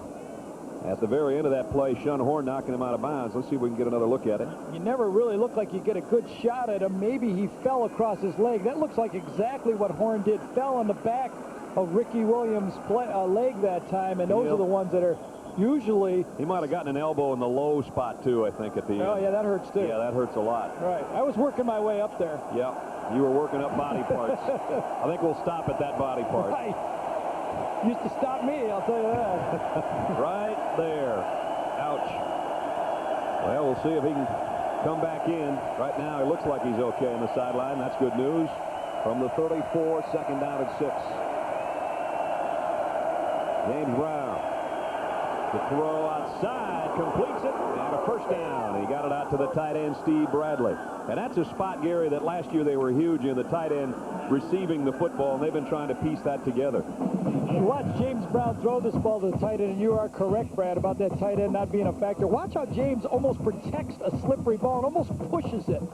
He usually has great rotation with the football. That was almost a knuckleball out there. And when we talked to the offensive coaches for Texas, Gene Dahlquist and John Makovic, they both said that they miss a tight end that can go down the middle of the defense and stretch those zones. They don't have one. Used to have Pat Fitzgerald who did that so brilliantly. Here's Ricky Williams, who just checked back in, and he pounds his way out for about 4 yards. I think the weather is not a factor any longer in this football game now. The field is passable enough to throw the football, and now the real disadvantage on this type of a soggy field goes to the defensive backs. As Texas is going downwind, the wind has shifted. It's now going left to right. They say if you wait around here long enough, everything It'll changes. change, that's right. And I think Texas should start trying to feature that passing game now and see if those corners can stand up. Second down and 5 at the 46-yard line for the Longhorns.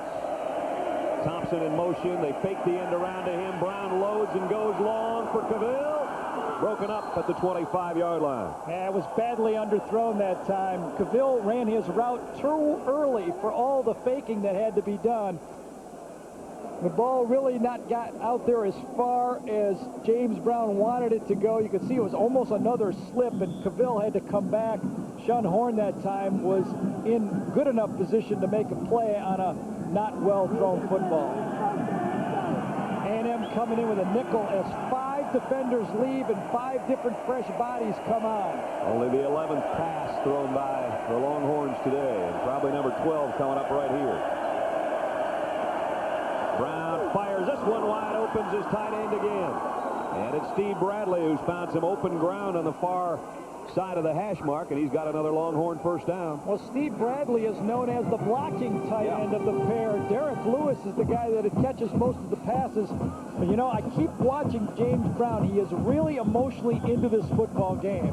There's nothing better he would like than to get in here and throw the football around and be the star of the game. I think he's got to be coming to that sideline and begging John Makovic, said, let's throw the ball, let's be more balanced. He's 6 for 12 right now. First down at the Aggie 37. 21-6, Texas A&M leads. Ricky Williams outside, put a move on, down the sideline, and out of bounds. Boy, he may be limping again. He sure was. He might have pulled something. He's slamming the ground that time. Did you see that burst? He was taking those little steps, and when he saw the burst, he took it. And on that wet field, I think there was too much burst, to tell you the truth. You're exactly right.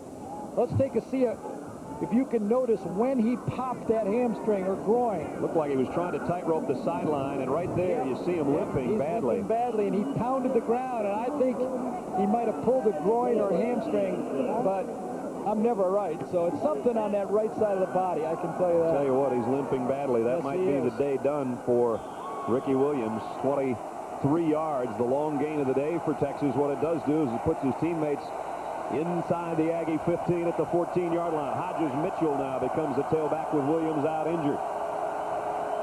He's the man that gets the call. Cuts inside the 10. Tough run by the little guy. You give up a lot of size. Hodges Mitchell, 5'7", about 180 pounds. Ricky Williams, 6 or 6'1", and about 220 plus. But he did a nice job that time to get it to the 9-yard line. Ricky Williams is coming back on the football field as Hodge goes up. Watch this sweep. Dat Nguyen is going to come and try to take on Raisler again. Jumps over the block that time. He does it when you watch films all the time. He's just a guy that refuses to be blocked. And Ricky Williams refuses to stay on the sideline. He comes back in, as Gary mentioned. From the 9, inside, trap play to the fullback, Ricky Brown. The other Ricky takes it down to what might be 1st and goal. He doesn't get many carries. Ricky Brown, sophomore out of Arlington, Texas, and he did a nice job with that one. Nice call by the Texas coaches that time. They had been featuring Ricky Williams wide. They swung Williams behind Brown and turned around like on a counter trap play, and he slipped it inside for a nice positive play.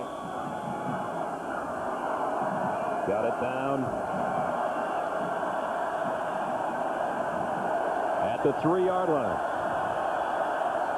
Ricky Williams has scored once today, 24 times this season.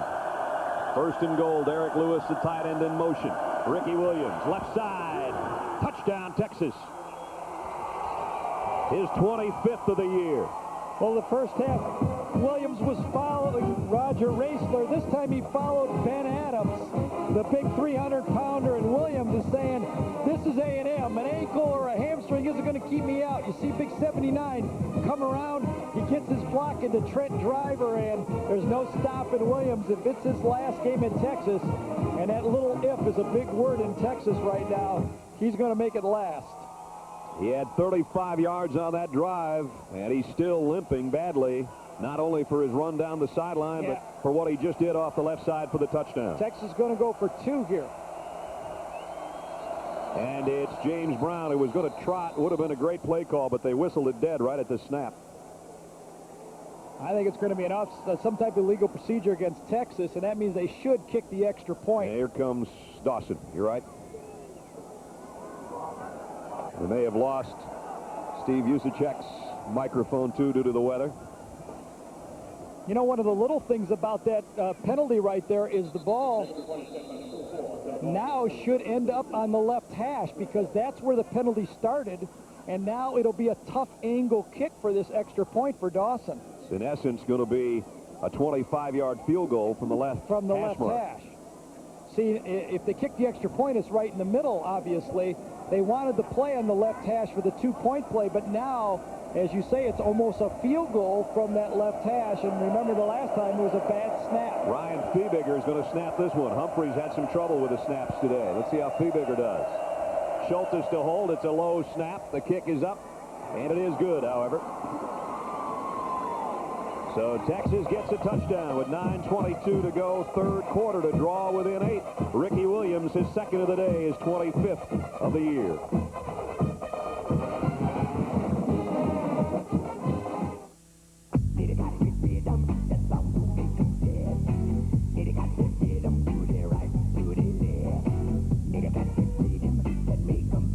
Your kids give you plenty to worry about. Your car shouldn't. That's why you need a Chevy Lumina. It'll go up to 100,000 miles before its first scheduled tune-up. So get a Lumina and relax. They'll grow out of it. You did, didn't you?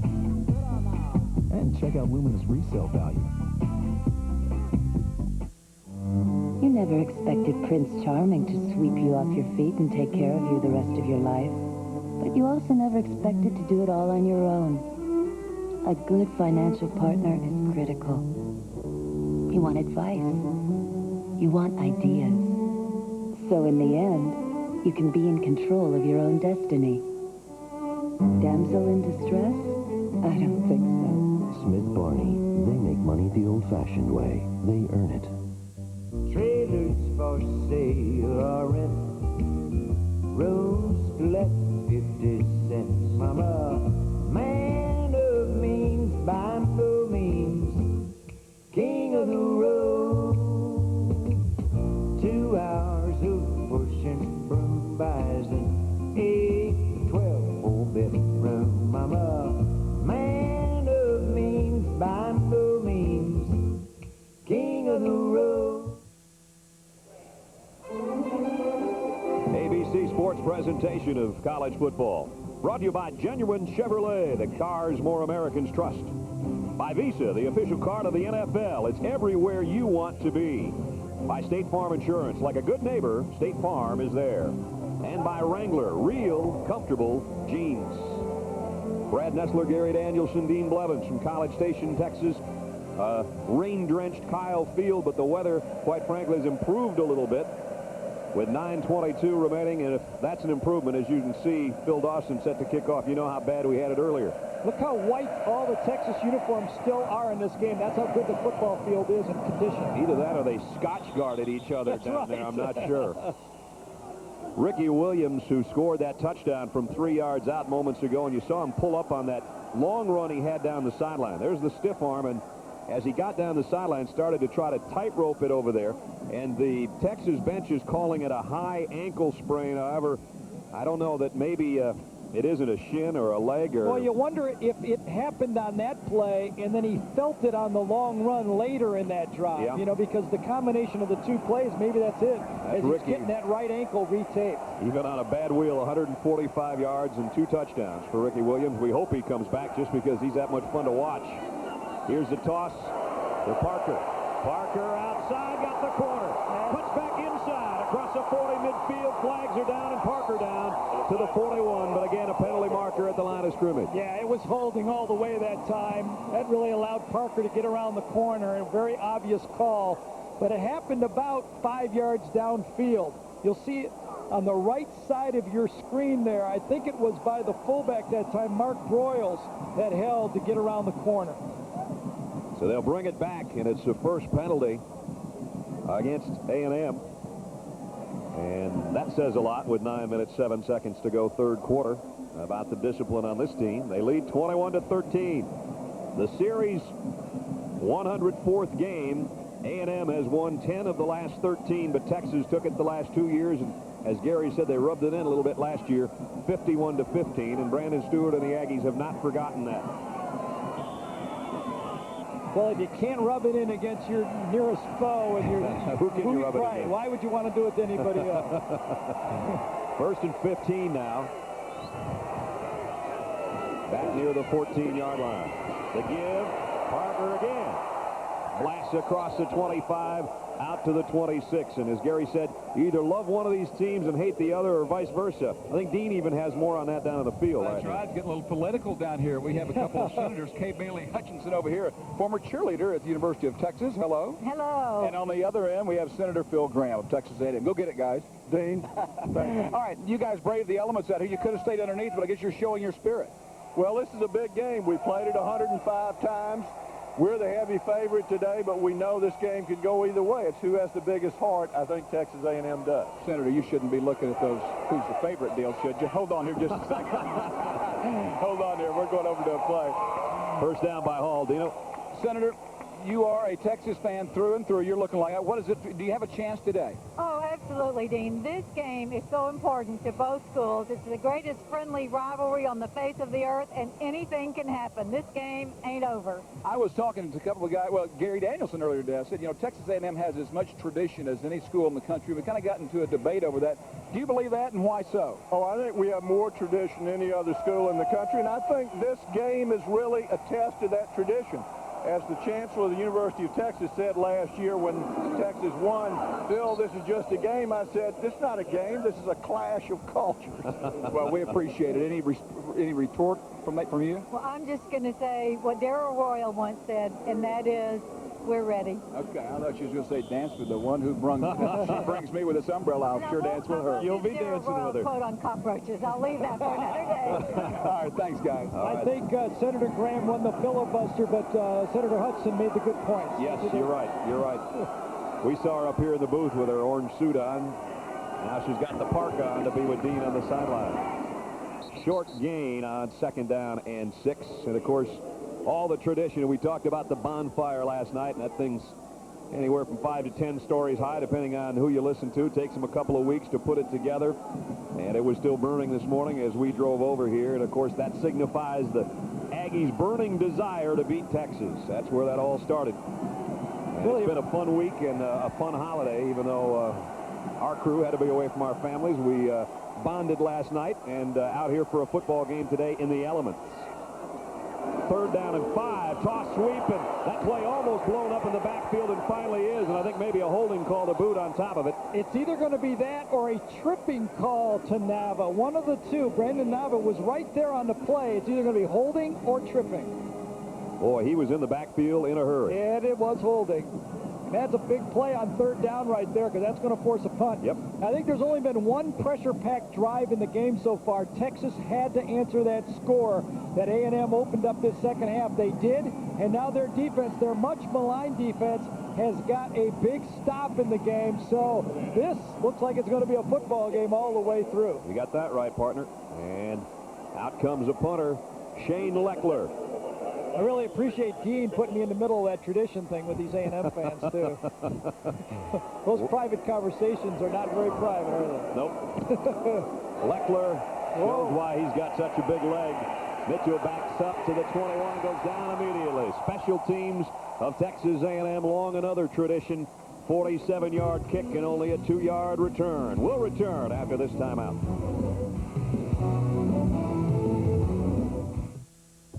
To get the most out of your digital satellite system, you need DirecTV. And for expert advice and guaranteed low prices on your new system, you need Circuit City. We're your DSS experts, and we'll show you how to see more sports, movies, and pay-per-view than on any other system. Right now, get the last 6 weeks of 97 NFL Sunday Ticket free when you buy any DSS and sign up for monthly DirecTV Total Choice programming. Now at Circuit City.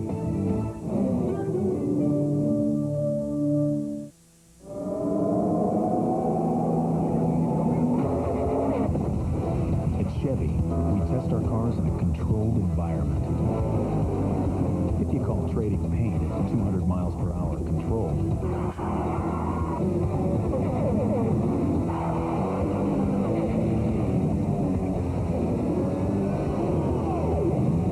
Team Monte Carlo. Chevrolet, the cars more champions trust. Holiday greetings from Budweiser.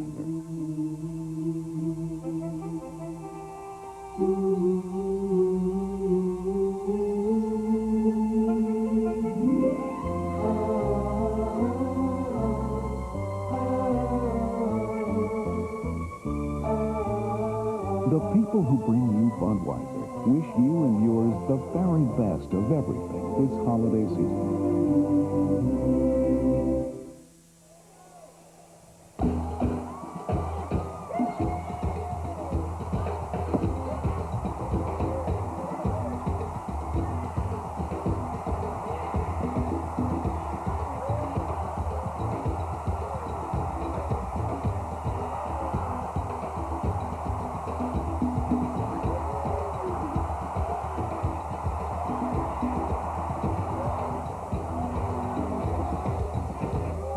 Championship day next week.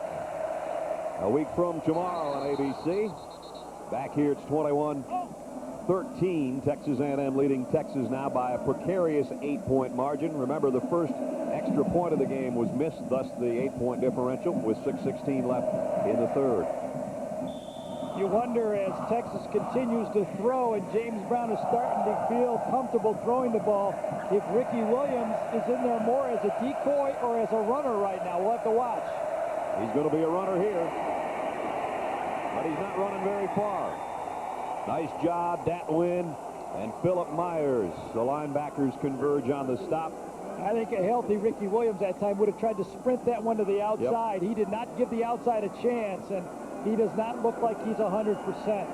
I don't think he's anywhere near it. No. And this is a very dangerous situation now. 3rd and long for Texas. Got the ball on your own 22-yard line. A&M comes with their nickel package. 2 young freshmen on the outside. Kyle Richardson and, Roland Bradley and Jason Glenn going to come and rush the passer. See if they look to the tight end. Brown throws. White's got it. First down. First catch of the day for Brian White, the junior, a former walk-on, and that's a big play out to the 42-yard line.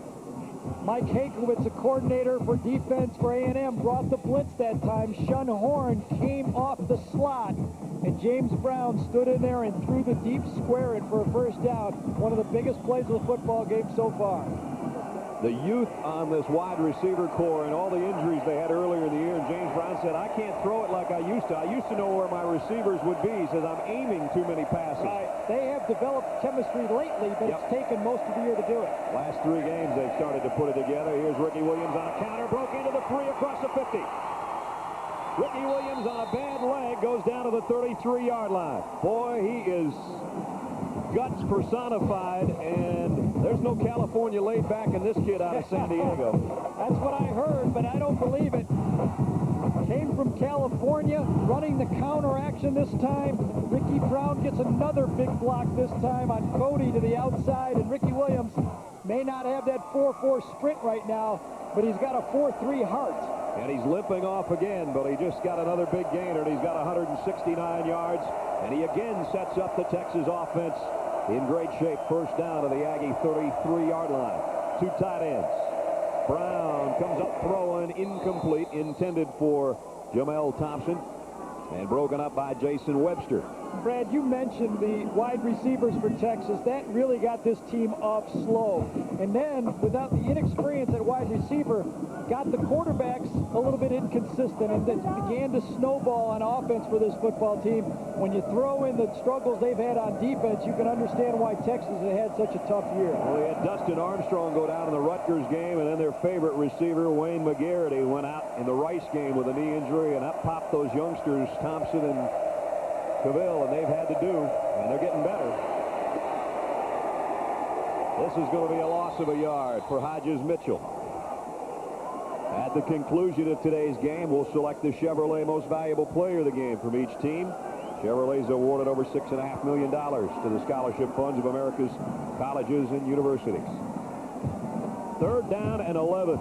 This is the biggest play to this point of the ball game for the Texas Longhorns. They trail by 8. Last time in 3rd and long, Mike Hankwitz, defensive coordinator for A&M, came with the zone blitz. Let's see what he dials up this time. Thompson and Cavill both up to the top of your screen, the 2 wideouts. Here comes a blitz again. They'll keep it on the ground this time, and they'll pay off with that blitz. Making the tackle was Brad Crowley, actually the defensive end, who stopped Hodges Mitchell. Very interesting from both teams that time, Brad. Texas did not go to 3 wideouts, and A&M stayed with their base defense. So what do you do against a base defense? You run a counter play. I don't quite get that one. Against the base defense, you want to throw. Against the nickel package, you want to run. I think that was a win by Hankwitz over Makovic that time in the calls. And they're not going to gain much out of this punt, no matter where he puts it. That was Mike Hankwitz, you saw, covered up with the rain gear. The rain is intensifying again. Wind blowing from the left to the right. Schultes has to take a one-hopper again. A lazy kick. Let's see if they can cover it. Not quite. Nice attempt down there, but they couldn't get to it. And it's a touchback. Jenkins almost caught that one before he hit the end zone. 8-point Aggie lead. We'll be right back.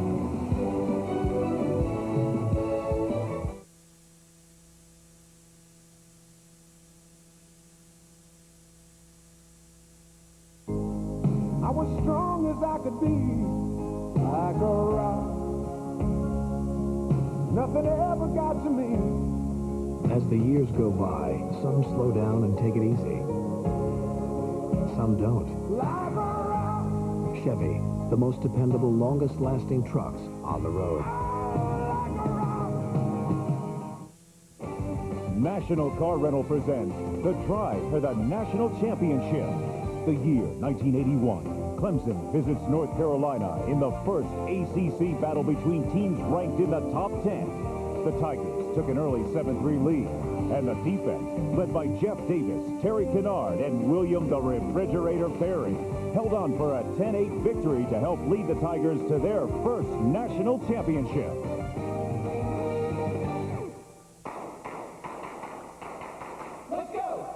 Vacation travelers know that when it comes to renting a car, there's really only one place to go, National Car Rental, especially if you're going to the happiest place on earth. Because as the official car rental company of Disneyland in Southern California, National gets you in your car and on the road fast, for a family vacation you'll never forget. So what are you waiting for? Let's go to Disneyland with National Car Rental. Welcome back to a wet Kyle Field where this is Dean Blevins on the sideline, and I just overheard Ricky Williams, the star running back for Texas, talking to an assistant coach for Texas, saying, you know, if that ankle hadn't been hurting me, I could have gone all the way for the touchdown, as Gary and Brad mentioned a moment ago. Right on, guys. He's still out there trying, though, and he wants to get it back. Right now, the defense for Texas will take the field. You know what? He mentioned that also the assistant coach mentioned that he is playing on guts alone. They've not retaped that ankle, so it's as good as it's going to get right now, and he will just be playing on guts. All right. The Aggies now with the 8-point lead start from their own 20-yard line. Dante Hall in there at tailback.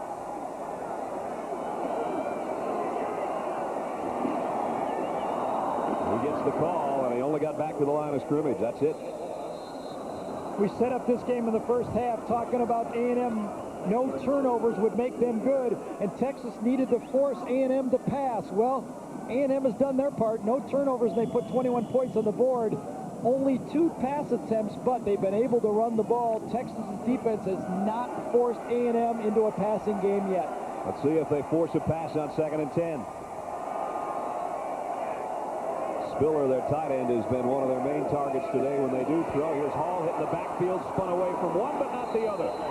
Aaron Humphrey, defensive end, on second effort makes the stop, and a big loss.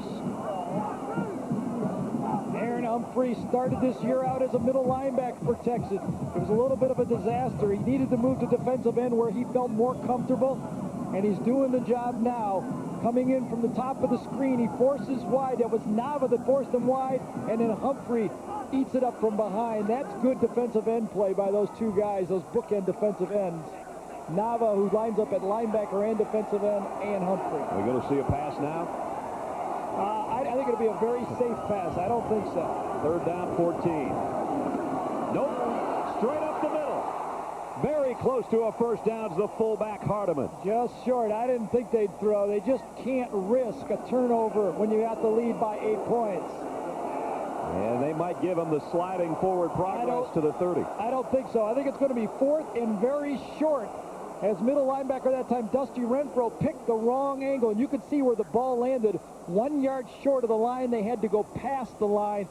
4th and a less than a yard. So that'll bring out Leckler, the punter. Yeah, that was a good call. That's one of those calls when it doesn't work, everybody in the stand starts booing, but when it works, you're a genius. Leckler's already hit one from 50, hit one of 51 yards today. Dual men back for Texas here. This is not a good punt. And they're going to have to clear out of the way. It'll still be nice field position for the Longhorns at their own 35-yard line. Only a 36-yard kick. Rain-drenched Kyle Field. If you're not wearing rain gear today, you're one of those guys that had a lot of eggnog last night with your turkey, and you just don't care. You know, you go to a lot of places on a day like this when the game's nationally televised and you can pick it up. They might not show up, but not here in College Station. You got to come out and support this team that's going to the conference championship next week against Nebraska. One of our championship triple-header games next week from the Alamo Dome in San Antonio. That'll be 1 of 3 next week. A&M still with 4 deep secondary people. James Brown drops to throw on first down all day. Man opens, Cavill, broken up. It just took too long to get there. It was a long out to Cavill, and Brandon Jennings broke it up. That was a very dangerous throw, probably the most dangerous of the game. Colorado State and New Mexico will start things off on Championship Saturday next week at 1 o'clock a week from tomorrow. Then the Dr. Pepper Big 12 Championship I just mentioned. And the SEC title game presented by Dr. Pepper from the Georgia Dome. That's our triple header next week on ABC Sports. 2nd down and 10. 3 wide-out group as Brian White comes in on a slot to the right side. Ricky Brown is in. Ricky Williams is not. And James Brown to throw. Oh, a dangerous pass and broken up. Trent Driver, and he was diving and driving and knocked it away. Trent Driver, Dat Wynn, and Sean Coriat are the 3 rotating inside linebackers. Really, Dat Wynn stays on the field almost 100% of the time, but Coriat and Trent Driver kind of rotate in there. Sean Coriat, if the name sounds familiar, had a big brother that played here named Quentin. Now, Indianapolis Colt in first-round draft choice. 3rd and 10. The run, Ricky Williams goes across the 40 out to the 42-yard line, and just no quitting number 11. Now, both teams using the same strategy right now in this game. 3rd and long. They don't want to have a turnover, lose the game. Right now, it's punt the football and let maybe the other team make the next mistake in this game. Brad, the last 2 punts have dribbled back the punter, though. And the snaps have been tough for Schultes. He's handled the ball, and you do just kind of wait and wait and wait and wait for that ball to squirt loose from somebody on a fumble or an interception. It hasn't happened yet. Right. Jay Humphrey's going to snap this one. We'll look from right behind Schultes. Low again. He handles it again. And he got away a nice kick. Oh, this is going to pin him deep. Got to get there, and they do get there. It's going to roll down at the 3-yard line. Wow, what a kick. 56 yards and no return. We'll return with 12 seconds left in the 3rd quarter in a moment. Craig Lambert isn't too worried about how to invest for Zach's college education. That's because he works with a broker from Dean Witter. Together, they developed a long-term investment plan to help take Zach wherever he wants to go. Clients feel most comfortable with our ability to see things from their perspective. Now, when Craig looks into his son's eyes, he can see the future and smile. Dean Witter. We measure success one investor at a time. Thanks for the truck, Dad. What'd you do? Not much. Where'd you go? Kurtz? You still talking about moving that old barn? No. The best long-term quality of any full-size pickup belongs to Chevy. Had a scratch? No. Chevy, the most dependable, longest-lasting trucks on the road.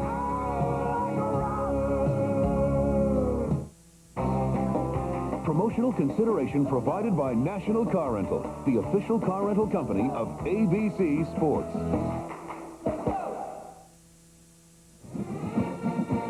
12 seconds remaining in the 3rd quarter. It's 21-13, and the Aggies are pinned deep in their own territory. They're pinned deep because A&M has failed to employ a strategy that Texas is using, namely putting 2 guys back there. Dante Hall this time is on the right side of your screen, the bottom right side of your screen. Because it was so slippery, he couldn't get to the punt. It cost them about 20 yards of field position. In this type of weather, I've always believed in twin returners back there to catch the ball. Texas used that last time. Now, Bevo's gotten dried off and has decided to come back and join us. Yeah, it's a good game now. They're throwing the ball. Yeah, right. It's a close game. Right, he had to get the concession stands anyway right before halftime. We know he didn't have a hamburger. That's right. From the 3. Hand off, first man, safe play. Hardiman only got about a yard. Boy, he's been huge today, though, with those runs up the middle. Tiki Hardiman. He has, and that's really good coaching and good play calling by the A&M offense. Steve Marshall, the new coordinator, has taken advantage of those young defensive tackles for Texas. We've played 3. ABC Sports presentation of college football will return after this message and a word from our ABC stations. Meet a guy who missed the boat. I didn't know it was so easy to buy Micron computers direct. I had no idea that Micron could have met all my company's computer needs. I didn't know. The guys on the 7th floor, they knew Micron was a leader in price and performance. I didn't. Micron could have lowered my company's total cost of ownership. I should have done my homework. Jim, now you know. Micron desktops feature Intel Pentium 2 processors.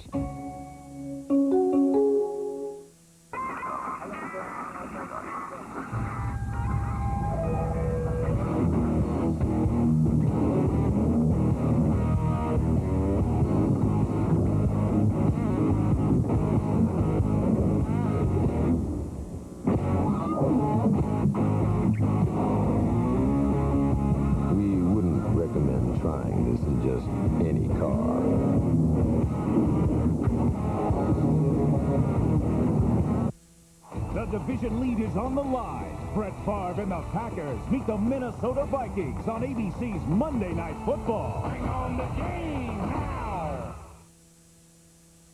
1977, Disco, The Close, Pet Rocks, and Marshall My Sport opens for business. Today, the Marshall celebrates his 20th anniversary with rollback prices and low monthly payments. New 98 Taurus LX, $15,995. New Ranger XLTs with V6 engines, regular cab, $11,995. Super cab with automatic, $14,995. Don't miss our great 20th anniversary celebration. See the Marshall Mize Ford, Highway 153 at Hickson Pike. Regardless. Guess what, guys? I'm only $149 this month. Oh, yeah? Well, I'm only $39 this month. I'm only $29 this month. Well, in that case, I'm only $99. Well, then, I'm only $24. Oh, yeah? I'm now 19. Top that. It's an all-out price war. You 5-drawer moron. Whoa! Unfinished Furniture Expo on Lee Highway. You're watching News Channel 9, WTVC Chattanooga. This is college football on ABC Sports.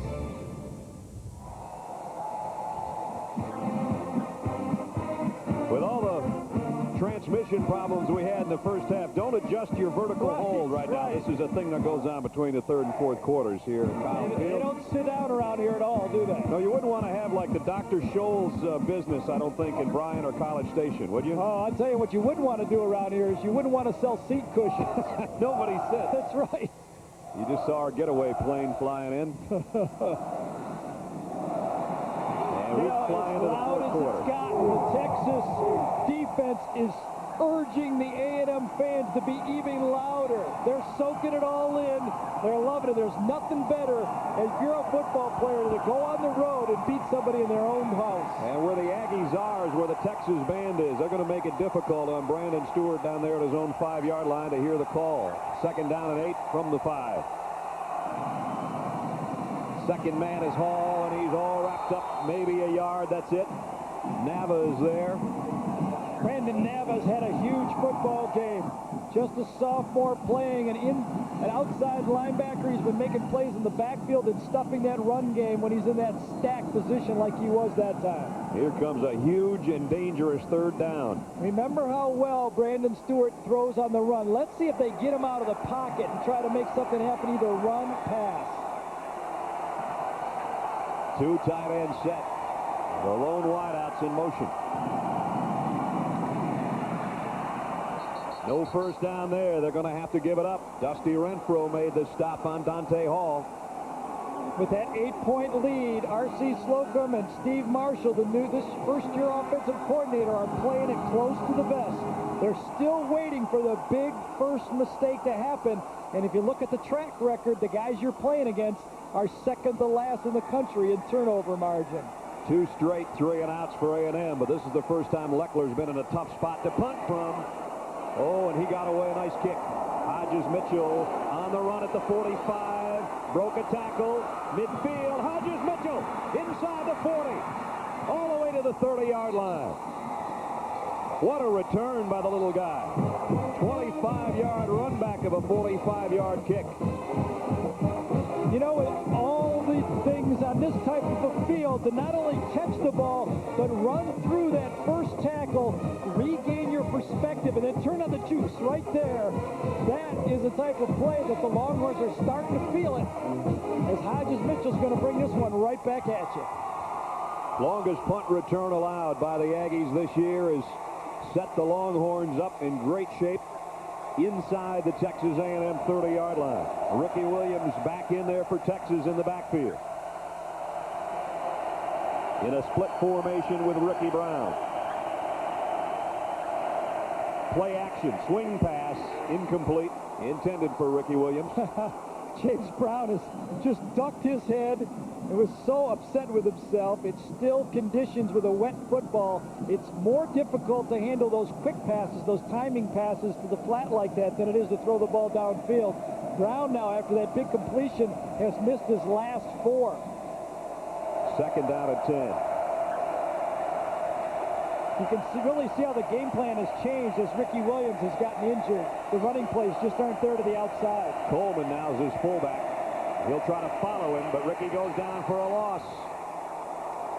Nice penetration there by the Aggie defense. They had 3 maroon jerseys around the ball, including that guy Crowley. Let's check in with Dean. Guys, the wind down, the energy up. I haven't seen Texas with this much energy on the sideline in many, many, many weeks. And it is drier. There's 1 football left dry in this entire stadium. Texas has it. They said they'll put it in at the end of the game if they need it. I thought you said somebody was going to autograph it and keep it over there. Here's a long 3rd down situation. Ricky Williams broke the first tackle, cuts inside the 25. Boy, he almost picked up that first down. What he did do is put Dawson in field goal position. You are correct, sir.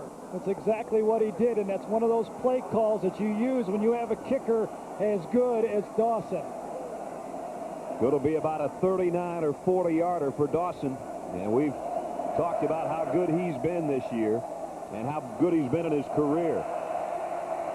Their all-time leading scorer setting up from 39 yards out.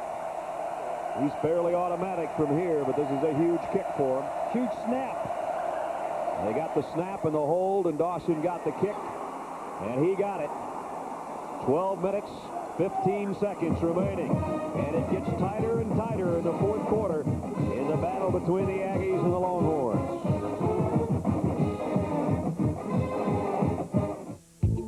Lighter yet stronger. More power from less space. More space from less size. A drag coefficient among the lowest in the world. There's more than a pattern emerging here. It's the world's first use of cyber synthesis, where vehicles are designed, built, and tested in the virtual world so they'll perform better in the real world. The new Durango and the new Intrepid. New vision from the new Dodge. We all know how much help buddies can be. Look good. You all right on that? So get the new Workmate. The powerful clamp that can go anywhere and hold anything. Oh. The new Workmate. Breeze feels good, doesn't it? Built by Black & Decker. Presenting the Valvoline Big Play Rebate and Sweepstakes.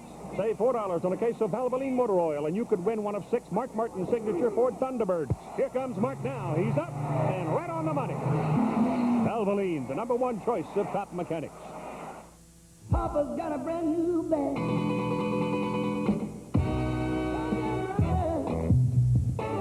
And this is crazy to see. Not too fancy, but it's fine and pretty cool. It ain't no drag. Papa's got a brand new bag. Hey! Come on. Hey, hey! Sunday, ABC brings Mortal Kombat home to you. Action never looked so damn good. Street Fighter, ABC Sunday. Parental discretion advised. Well, it's been such a tough season for the Texas Longhorns. First in their opener against Rutgers. James Brown injured an ankle. That really put him behind the 8 ball. This is the first time we saw them this year, a 66-3 rout, and that'll make any coach have a reaction like that on the sideline. Worst home loss ever. There have been near misses and other games, including losing streaks that are uncommon for Longhorns and their fans, and we hate to put embattled in front of John's name every time we do one of his games. We talked with him about it yesterday, but since that UCLA game, quite frankly, this guy's name has been on the rumor mill and his head on the chopping block, and it's too bad you have to go through a football season that way. And I think that's what Dean was referring to on the sideline. This team being so fired up is a testament, and Ricky Williams has been very public in his support of John Mackovic, saying that this guy's a good football coach, and by the way they're playing today, they expect him to be the coach of the future. It'll be real interesting to see what happens. That's a live ball. Finally picked up at the 27. And the ball almost came loose. And when you talk about Ricky Williams has said that whether or not he goes to the National Football League may hinge on John Mackovic's return. He's been solidly behind his coach. And, of course, John last year had the Big 12 championship with the play and the 4th down call against Nebraska. And you kind of wonder if you can get stupid over 8 months' time as a coach. No, you can't. You're right. Been a tough year, though. And he says, I've tried to stay above it, but... Although there's been some stupidity in the situation, I'll have to say that. Yeah, you're right about that. From the 32, first down. This is a good football game. That part we know. Stewart hasn't thrown much, and he's throwing deep here, and he's got a man, and he just missed him. Chris Cole had a step back there, and you wonder, had Brandon Stewart thrown more passes today, if he would have been a little more accurate on that one, because he had his man out there. So what do you do if you're a quarterback? You got a wet ball. Now you're going downwind. You got a guy wide open, and you overthrow him by that much. When you miss, if you don't have a tennis racket, you look at your tennis racket, now you look at your hand. You got to look at your hand. That was the first pass on first down for the whole game for A&M. 2nd and 10 now from the 32. Texas is misaligned. They got a receiver wide open here. At the 35, it's complete, and it's going to be close to a first down to Leroy Hodge out in the flat. Texas had, A&M had 2 receivers to the wide side of the field. A&M only sent 1 corner over there. Look at, there's only 1 corner to the bottom of the screen, 3 of them to the top. Put a guy in motion. There's nobody there to cover him.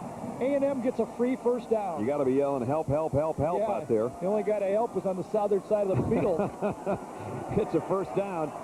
They move the chains out to the 43-yard line. Aggies leading by 5 with just under 12 minutes left in the ball game. Here comes Hardiman. This time, pretty tough sledding for Tiki. Ran into Dusty Renfrew, still holding on to his jersey. It appears that Bobby Jack Wright, the defensive coordinator, has said, guys, we have to stop the fullback inside. If we don't stop Hardiman running the ball inside, we can forget about our good defensive play and our pursuit angles and everything. Defensive tackles, Woodward, Mosier, you have to stop the fullback first, and then we move on from there. Hardiman has 85 yards. That's way too much from the fullback. Yep. 2nd down and 8 from the 45 for Texas A&M. 2 tight ends set.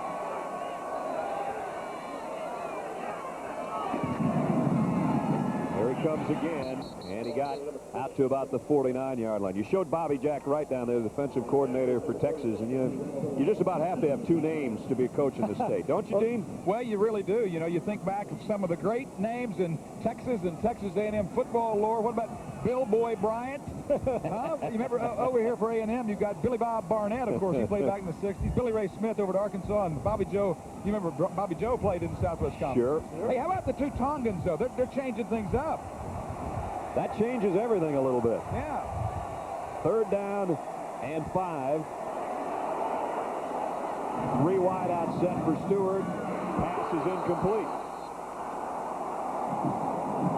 I'm not a big believer in momentum in a football game, but right now Texas feels like they have the energy to stop this A&M football team. They don't believe that Brandon Stewart is going to beat him with the pass. They're daring him now, and what I set up as a profile early in the game is starting to come about. Texas is praying that A&M will throw the ball.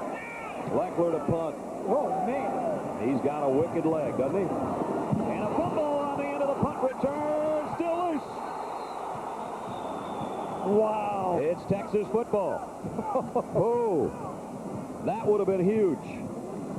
Mitchell, of course, on the last one had the shoestring catch of the 25-yard return. Here he put one on the turf, but the Longhorns got it back.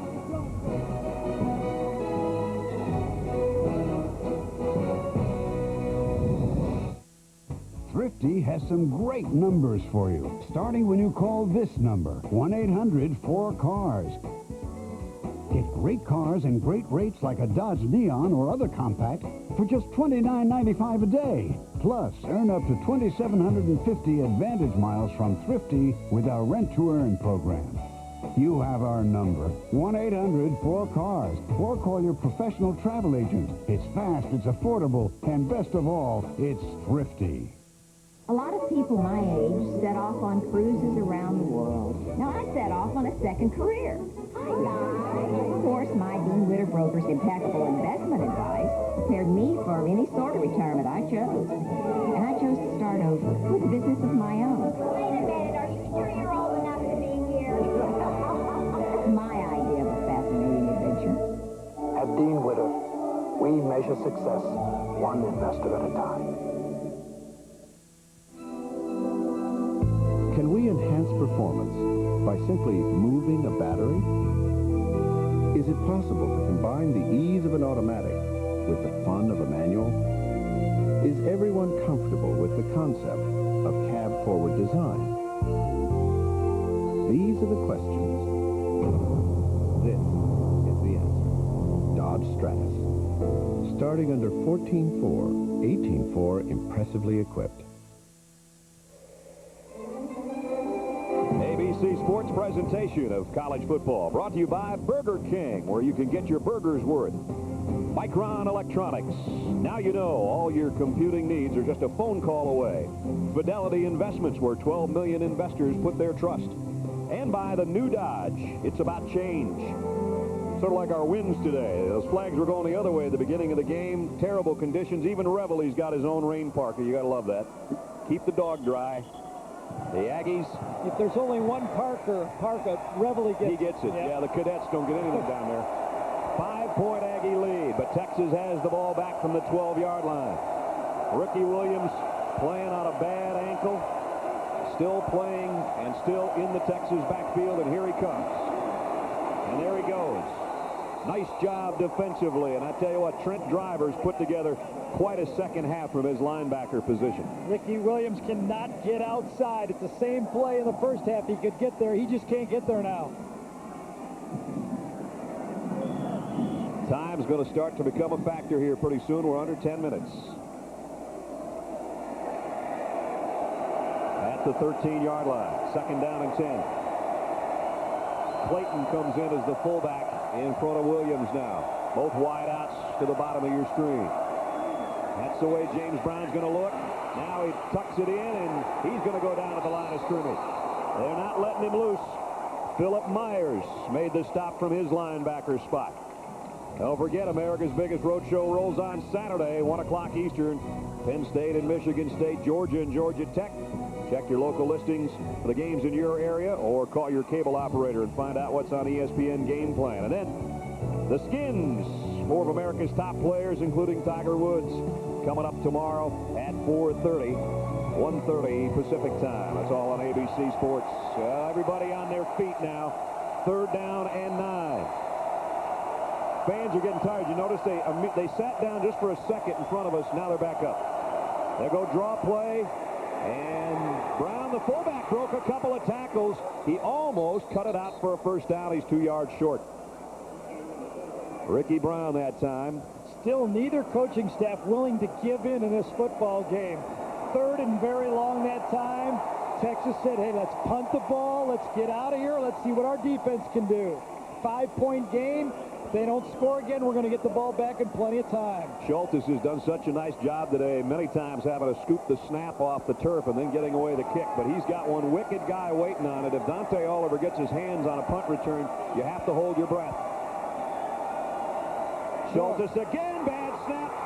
Picks it up, and he got another one away somehow. Oh, my goodness. And look at the bounce it takes for Texas. Down to the 44. It's still great field position, but let me tell you, it's better than the 5-yard line. Jay Humphrey is having a nightmare. Schultes is saving him. He's waking him up just in time.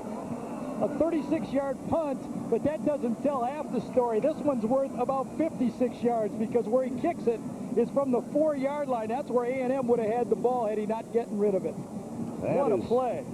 That is one punter that is getting his winning his scholarship here today. You bet. Whew. He could run for center today. We already got a couple of them here. They'll put it down just on the Aggie side of the 45-yard line. You know, both teams making all the plays. No one's making the big mistake. Really fun to watch. Best starting field possession of the day for Texas A&M with a 5-point lead. Play action. Here's the throw. Tight end's got it. Broke a tackle. Campbell down the sideline. Look at him rumble.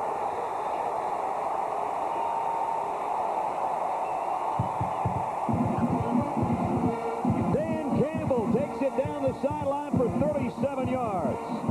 The running game had not been working. This is only the second pass on first down the entire game for the Aggies.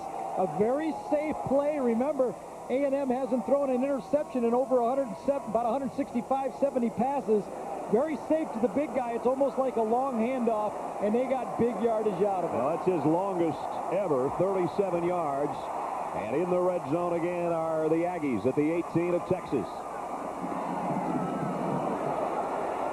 Inside the 15's Tiki Hardiman. He has been one busy fullback today. This is the third completion to a tight end. Bottom of the screen, your tight end, the big guy, Dan Campbell, fakes a block and then just runs out to the flat. Should have been tackled very easily for a nothing play by McCowan, but they slips that one, and Babineau was the only guy there to save a touchdown. Campbell lines up on the right side. Texas has to have a stop, at least for a field goal. 2nd down 6. They're thinking about a blitz. Here they come. Toss sweep now. Parker waits out his blockers, and boy, did he get tattooed by Dwight Kirkpatrick and Aaron Humphrey. It's Aaron Humphrey that made the hit 49. It was, but Brandon Nava again was the guy, again, getting upfield and forcing that play around. You know, these A&M tight ends are both very good blockers. Steve Marshall told us he wouldn't trade either one of them for any two tight ends around, and that time Nava just got in the backfield and forced the play up. If Texas can stop this 3rd down, it would be an 8-point game even if the Aggies hit the field goal. Whistles. They blow this one dead. If it's on A&M, it's going to be 3rd and 9 instead of 3rd and 4. Well, you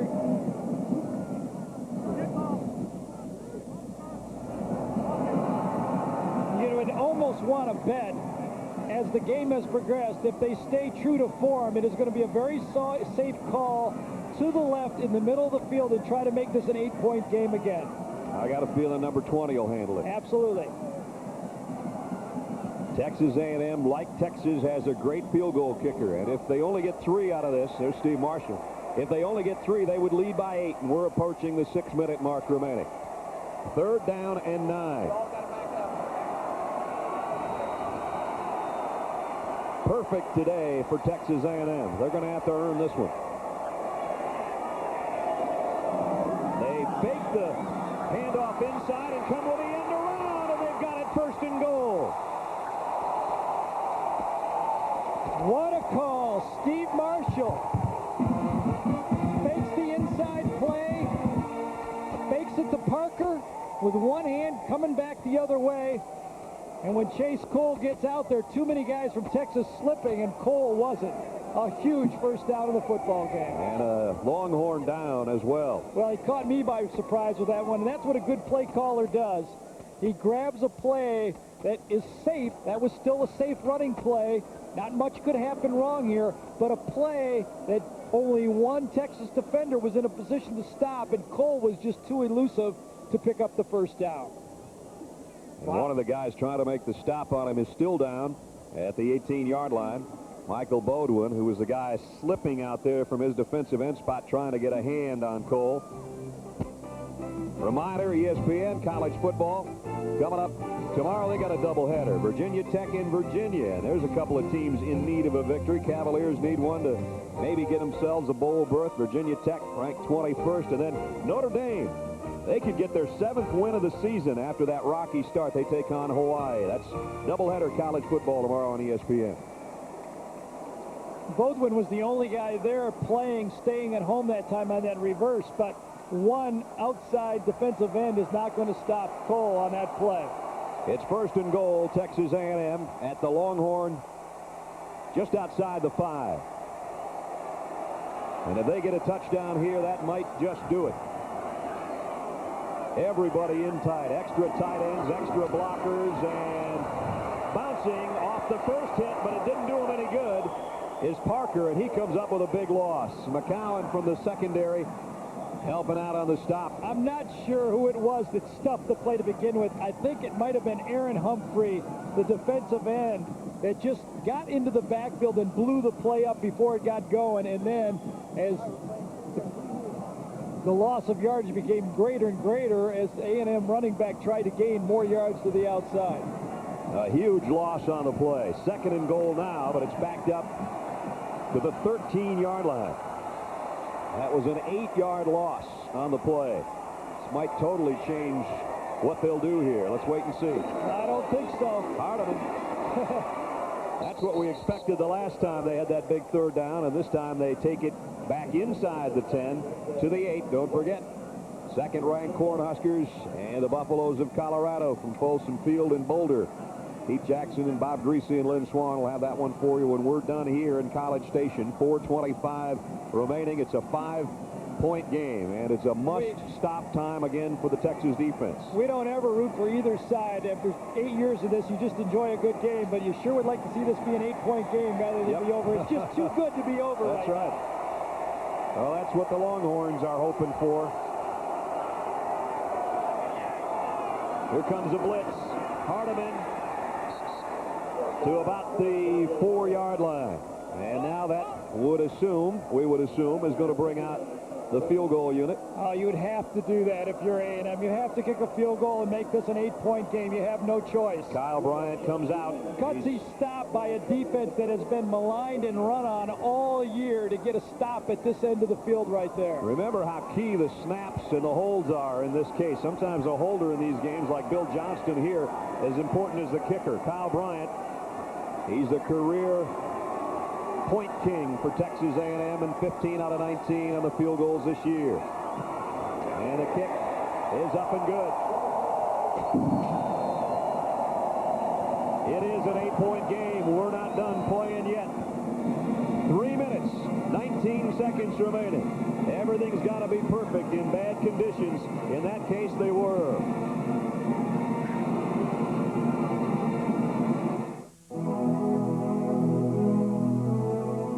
Budweiser withstood the test of time. It has over 120-year heritage.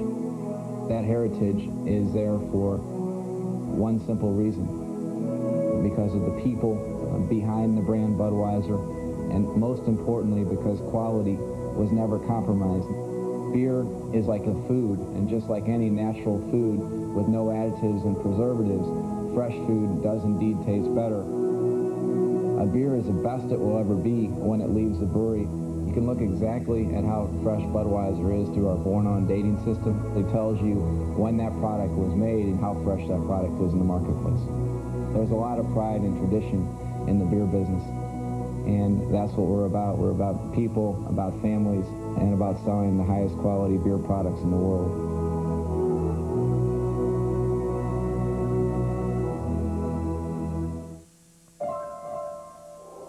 Can lightweight aluminum cylinder heads enhance engine performance? Is it possible to see the future in a rear-view mirror? If race cars inspired us to use a double wishbone suspension, can you handle that? These are the questions. This is the answer. Dodge Stratus. Starting under 14.4, 18.4 impressively equipped.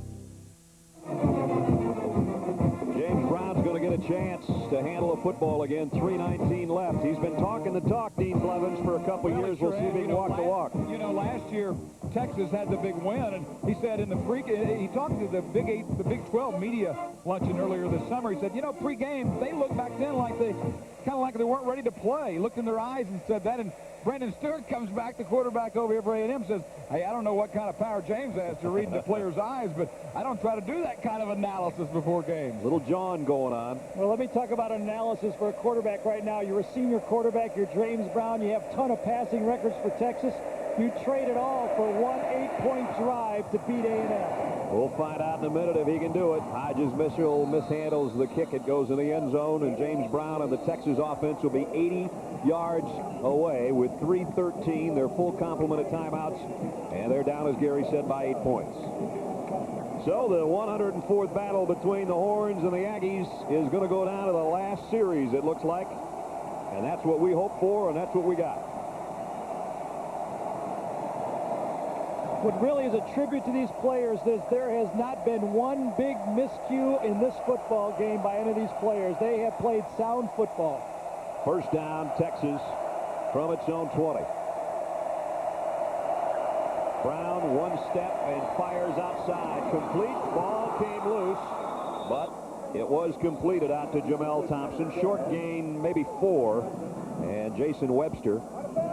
Actually, it's only going to be about a 1-yard game because the ball popped out of bounds at the 21 or 2-yard line, depending on how they spot this one. You can almost, how ironic this situation is. John Makovic embattled all year long, rumors swirling about his job, yet he has to depend on 2 freshman receivers to bring his team back here with 3 minutes to go in the football game. They put it down at the 22. Second down and 8. James Brown over the middle, threw it behind his intended receiver. And that was Lewis, the tight end. James Brown has not done a very good job of throwing the short pass of this football game. As you see, he keeps peeking downfield to see who was open. That time he had Ricky Williams open to the other side, but he seems to have been throwing behind a lot of receivers. He needs to throw the ball downfield. Is the Texas season down to 2 plays? We're about ready to find out. Third down and 8.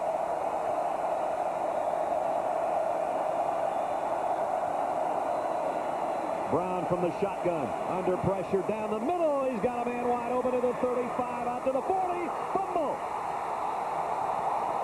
A&M's got it.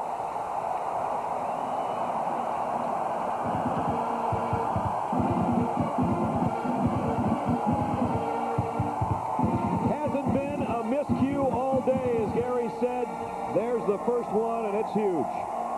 Kwame Cavill is the wide receiver. Brown out of the shotgun, throws downfield, up into the pocket, and puts it right there. Now watch Kwame try to change the ball around, gets hit from behind, and that's when most of the fumbles happen. But I'll tell you, a great bit of teammanship right there from Ben Adams. One of his teammates went up to Kwame and said, hey, the game is not over. We have 3 timeouts. The defense can still force a stop here. Jason Webster, the guy that recovered the fumble. First turnover of the day comes with 2:53 left in the game. Here's a toss, and it's Dante Hall. And Hall goes to the 36-yard line, got about 7. Donald McCowan from the secondary made the stop. And time is an Aggie ally right now with 2:36 and the clock running. Texas has had that bugaboo of turnovers all season. How ironic. With 3 minutes to go in the game, it pops its head up now. As Dean said before the game started, they were 111th in the country out of 112 teams in turnover margin and went all day without one until just now. And that's why I guess Texas A&M is on the plus side and one of the best in the country. Here's Hardiman, the fullback. First down run. And more. Hardiman won't be denied.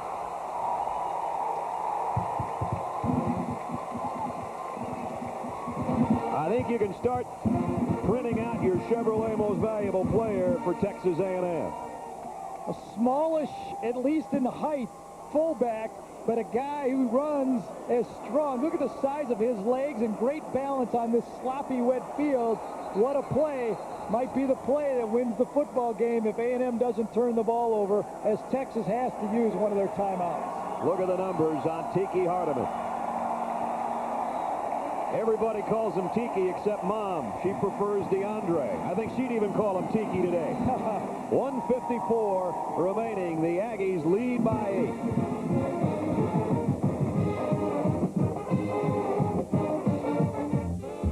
America has always had a love affair with cars. And since 1922, we've been there whenever you've needed us. That's why we're America's favorite auto insurer. And as we celebrate a 75th year, we, the agents and employees of State Farm, would just like to say thanks for being there, too.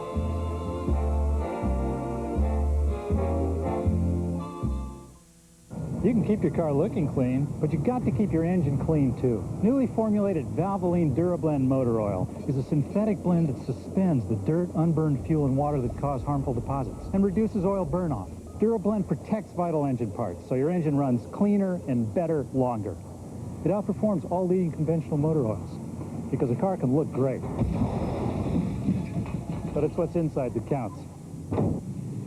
Valvoline DuraBlend. A lot of industry experts told us that the passenger side was the best place to add a third door. We got still more advice insisting that the driver's side was the only logical choice. But as you can see, we let it all go right in one ear and out the other. Introducing the new Dodge Ram Quad Cab. The rules have changed. You wonder what can be said into that headset microphone for John Mackovic right now. There's nothing you can say except that the Texas defense must tackle the ball. If you're Brandon Stewart, you are reminding your players, no penalties, 2 hands on the football, anything but a turnover.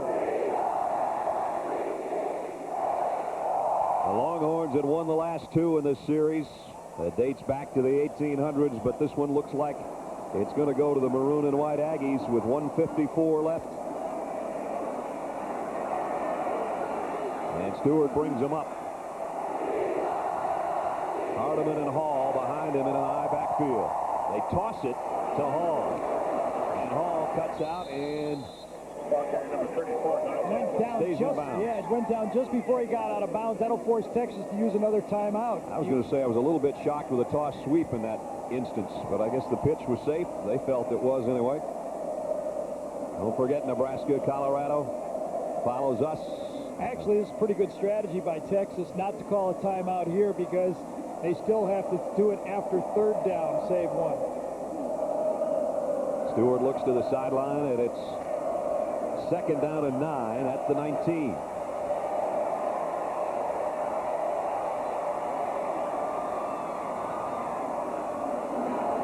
Hardiman. Got about 2.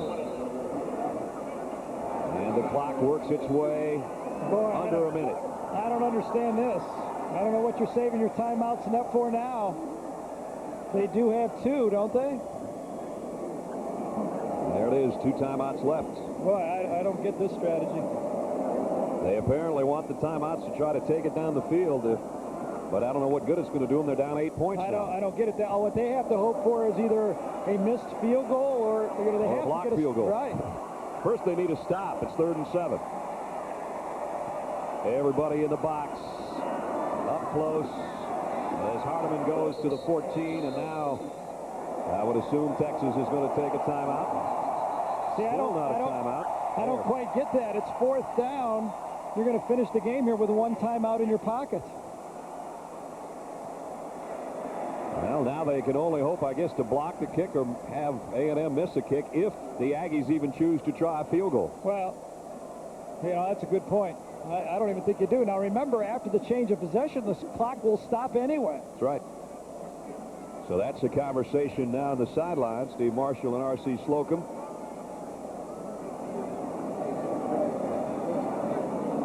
R.C. Slocum right now is 19 seconds away from becoming the winningest coach in Aggie history. He had 82 coming in.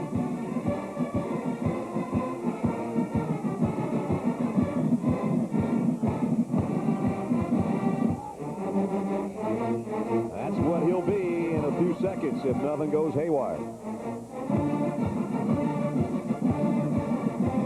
Well, they bring out the field goal unit. Remember Purdue against Michigan State at a similar play like this. Nick Saban told his team, if we just don't get it blocked and return for a touchdown, we can't lose. Kyle Bryant's already hit 1 today. If he hits this 31-yarder, this game is over.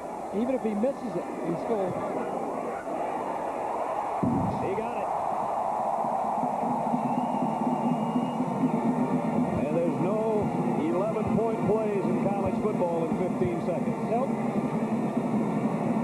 The Aggies will go to the Alamo Dome with a 9-2 record to meet the 2nd-ranked Cornhuskers and a happy group of Aggies on the sideline.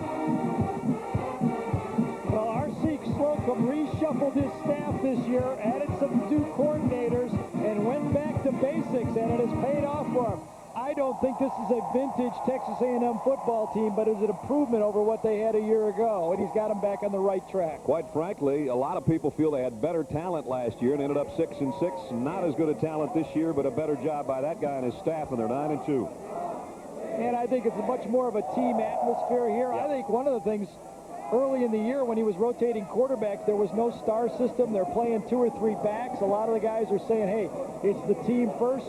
Nothing about pro football in this team, and nice season for A&M. Definitely. dejected quarterback on the other side looking on. Last year, 4 touchdown passes in a Texas rout. And today on the Aggies' home field, it's been anything but a picture-perfect day for James Brown and the Longhorns. Not much separating these two teams. Both of them acquitted themselves very well today. One crucial mistake. And Bryant just nails the kickoff.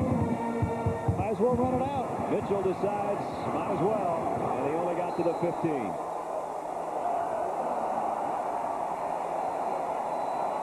Guess who made the tackle? Franson, the 12th man, with another hit. What a way to end a football game if you're Chad Franson. The 12th man, one of the great traditions of college football, and he gets a shot to end a football game. Well, the Longhorns have about 2 plays left. It's not going to matter no matter what they come up with. And the 12th man was a factor today. The weatherman was a bit of a factor, but these two teams seem to play through that giant hurdle and played near perfect football turnover-wise until the last time the Longhorns had it. They fumbled. That led to that hit. Shun Horn just hooked him with his horn.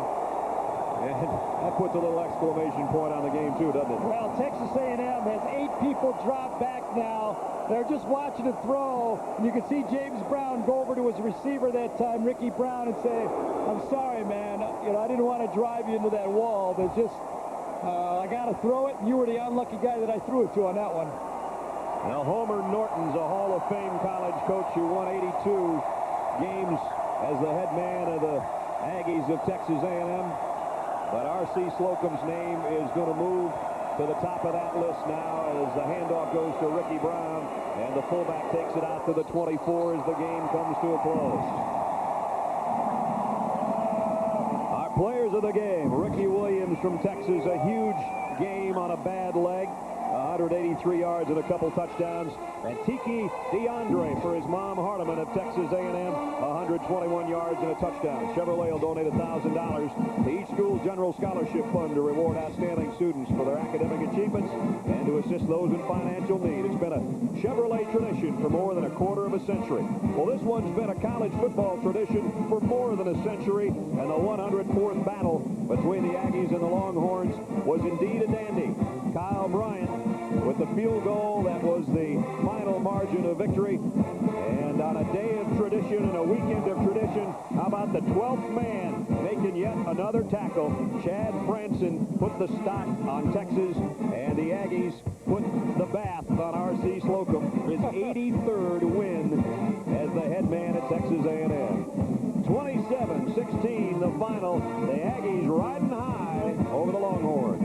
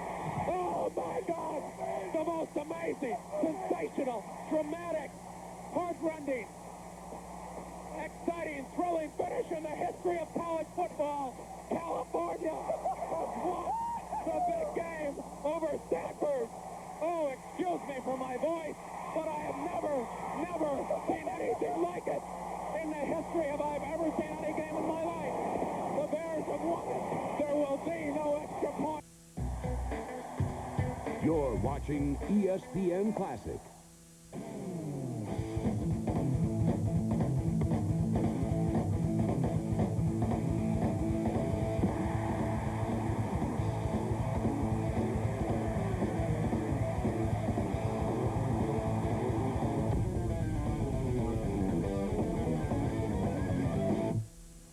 Hi, I'm Stan Verrett. Welcome to ESPN Classic's Friday Tailgate. We now present UCLA and USC from 1990 in a game that epitomized the phrase wild finish.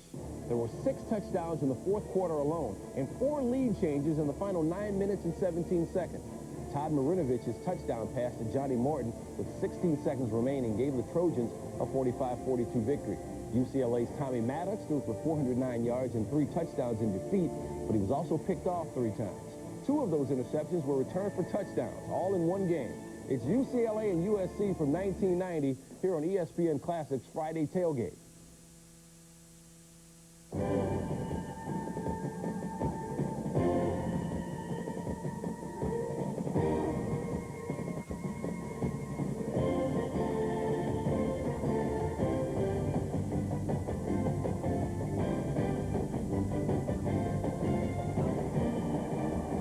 This is Pasadena, California.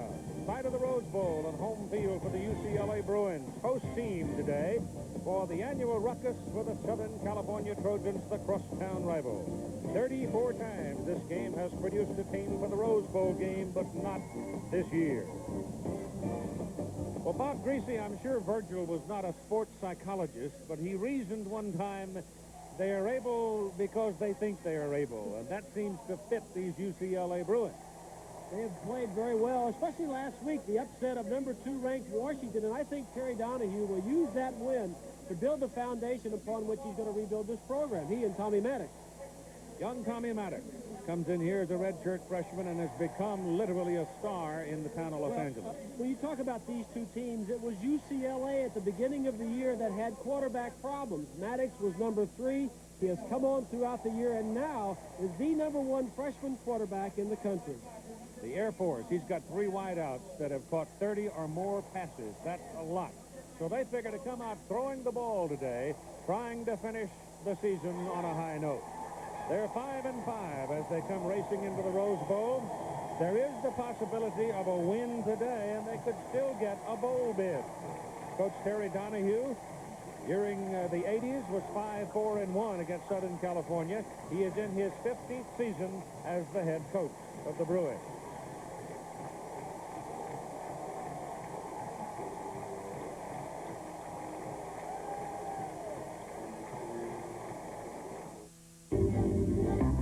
Out of town, out of touch, out of cell range.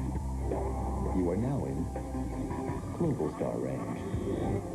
Global Star, above and beyond cellular. I think they're close. Look at that shave. That's total closeness. From the new Remington TCT with total closeness technology. It shaves even the toughest spots, like your neck, totally close. Total closeness or your money back. Do I have my face back now? Introducing the latest in all-weather gear from LL Bean. It's warm, waterproof, and rugged. It's the new LL Bean Edition Outback from Subaru. With full-time all-wheel drive, classic LL Bean styling, and a new, powerful 6-cylinder engine that makes the toughest drive a walk in the woods. The LL Bean Edition Outback, new from Subaru. Parka, sold separately. Can your radio do this? Only one radio can give you stereo sound this big, yet it's small enough to fit almost anywhere. The extraordinary Wave Radio from Bose. Press the remote control and hear big, rich sound that fills the room. Sounds so rich, Popular Science called it a sonic marvel. You hear music the way it was meant to be heard. Clear, full, incredibly lifelike. You've got to hear the Wave Radio to believe it, and now you can, satisfaction guaranteed. Call toll-free to hear it in your home. Ask about our free shipping offer and interest-free payment plan. Experience big stereo sound from a radio. Call today. Order now and receive a free gift box. With our 12-month payment plan, the Wave Radio CD is just $41.58 a month. Now let's talk about the Trojans. There's been a lot made.